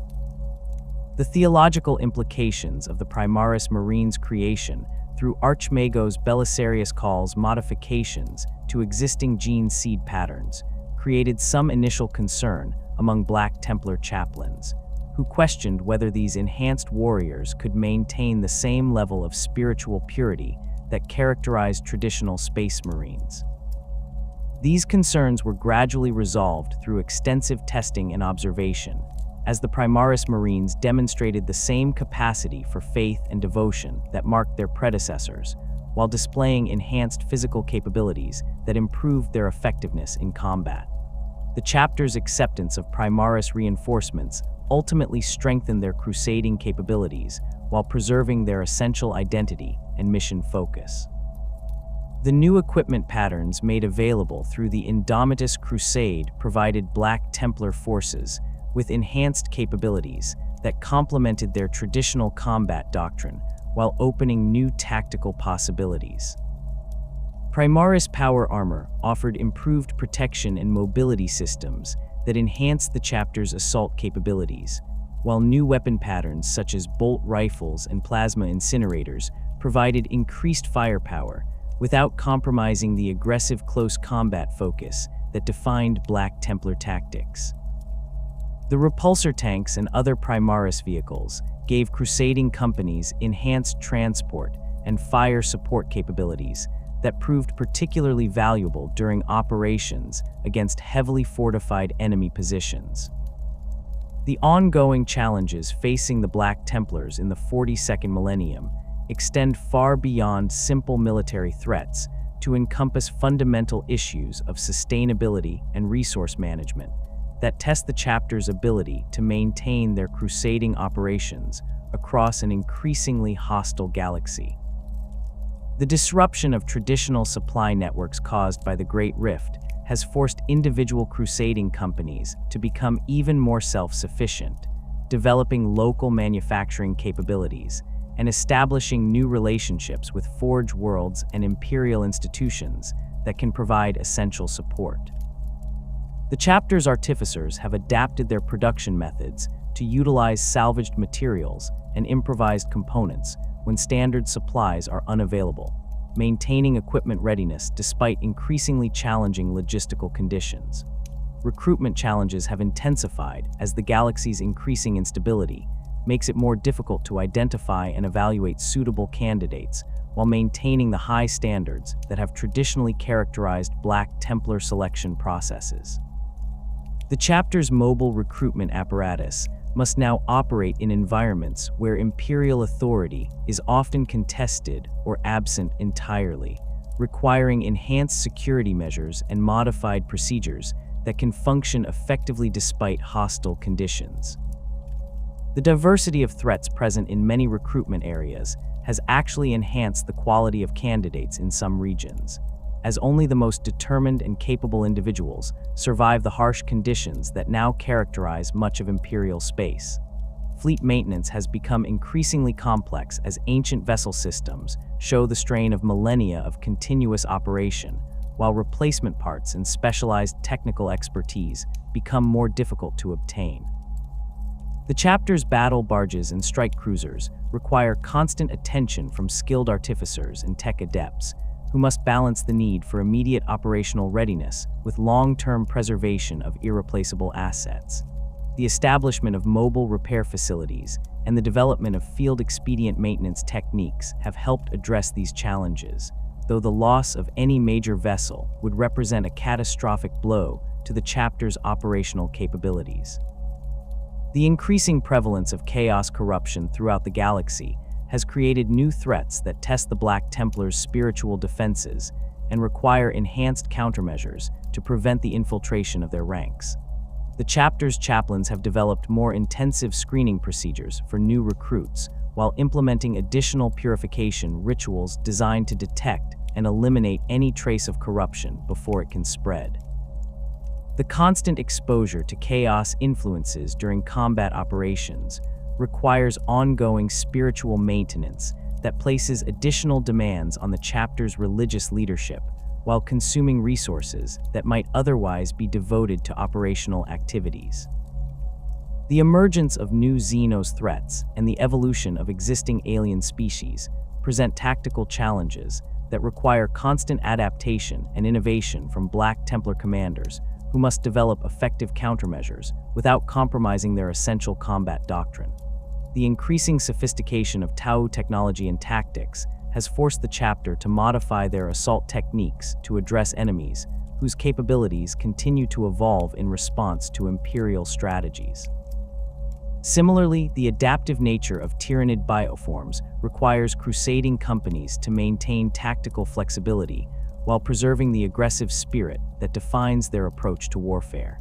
Despite these mounting challenges, the Black Templars' commitment to their eternal vow remains absolute, with every battle brother understanding that their sacred mission transcends individual survival or temporary setbacks. The chapter's willingness to accept heavy casualties in pursuit of strategic objectives reflects their conviction that the eternal crusade represents humanity's only hope for ultimate victory against the darkness that threatens to consume the galaxy. This philosophical commitment provides the spiritual strength necessary to sustain operations under increasingly difficult conditions while maintaining the aggressive tempo that has characterized the chapter since its founding. The role of the Black Templars in the Imperium's continued survival has become more critical than ever as traditional defensive strategies prove inadequate against the diverse threats that emerge from every corner of the galaxy. Their mobile operations and rapid response capabilities allow them to address crises that might otherwise overwhelm static defensive positions, while their aggressive pursuit of enemy forces prevents threats from consolidating and growing stronger. The chapter's willingness to operate in the most dangerous regions of space ensures that Imperial authority maintains at least some presence in areas where other forces might fear to venture. The legacy of Sigismund and the traditions established during the chapter's founding continue to guide Black Templar operations in the 42nd millennium, providing a stable foundation of values and practices that enables the chapter to adapt to changing circumstances without losing their essential identity. The Eternal Crusade doctrine remains as relevant today as it was 10 millennia ago, offering a clear mission focus that transcends temporary tactical considerations or strategic setbacks. The chapter's conviction that every enemy of the Emperor must be hunted down and destroyed provides the motivation necessary to sustain their operations regardless of the personal cost or the apparent impossibility of achieving final victory. The Black Templars' understanding of their role within the broader imperial hierarchy has evolved to encompass not just the destruction of enemies, but also the preservation of human civilization and the protection of imperial values against the corrupting influences that threaten to destroy everything the Emperor sought to create. Their crusading companies serve as mobile bastions of imperial authority that can restore order to chaos-torn regions, while demonstrating the power and determination of humanity's defenders. The chapter's example inspires other imperial forces and civilian populations alike, proving that faith and determination can triumph over seemingly impossible odds when properly focused and applied. As the 42nd millennium progresses and new threats emerge from the darkness between the stars, the Black Templars stand ready to meet whatever challenges await them, their chainswords sharp and their faith unshakable. The eternal crusade continues, carrying the Emperor's light into the deepest shadows of the galaxy, while ensuring that humanity's enemies find no refuge from the righteous fury of the Emperor's chosen warriors. In the grim darkness of the far future, where there is only war, the Black Templars remain humanity's sword and shield, forever advancing in service to the Golden Throne and the eternal glory of the God Emperor of mankind.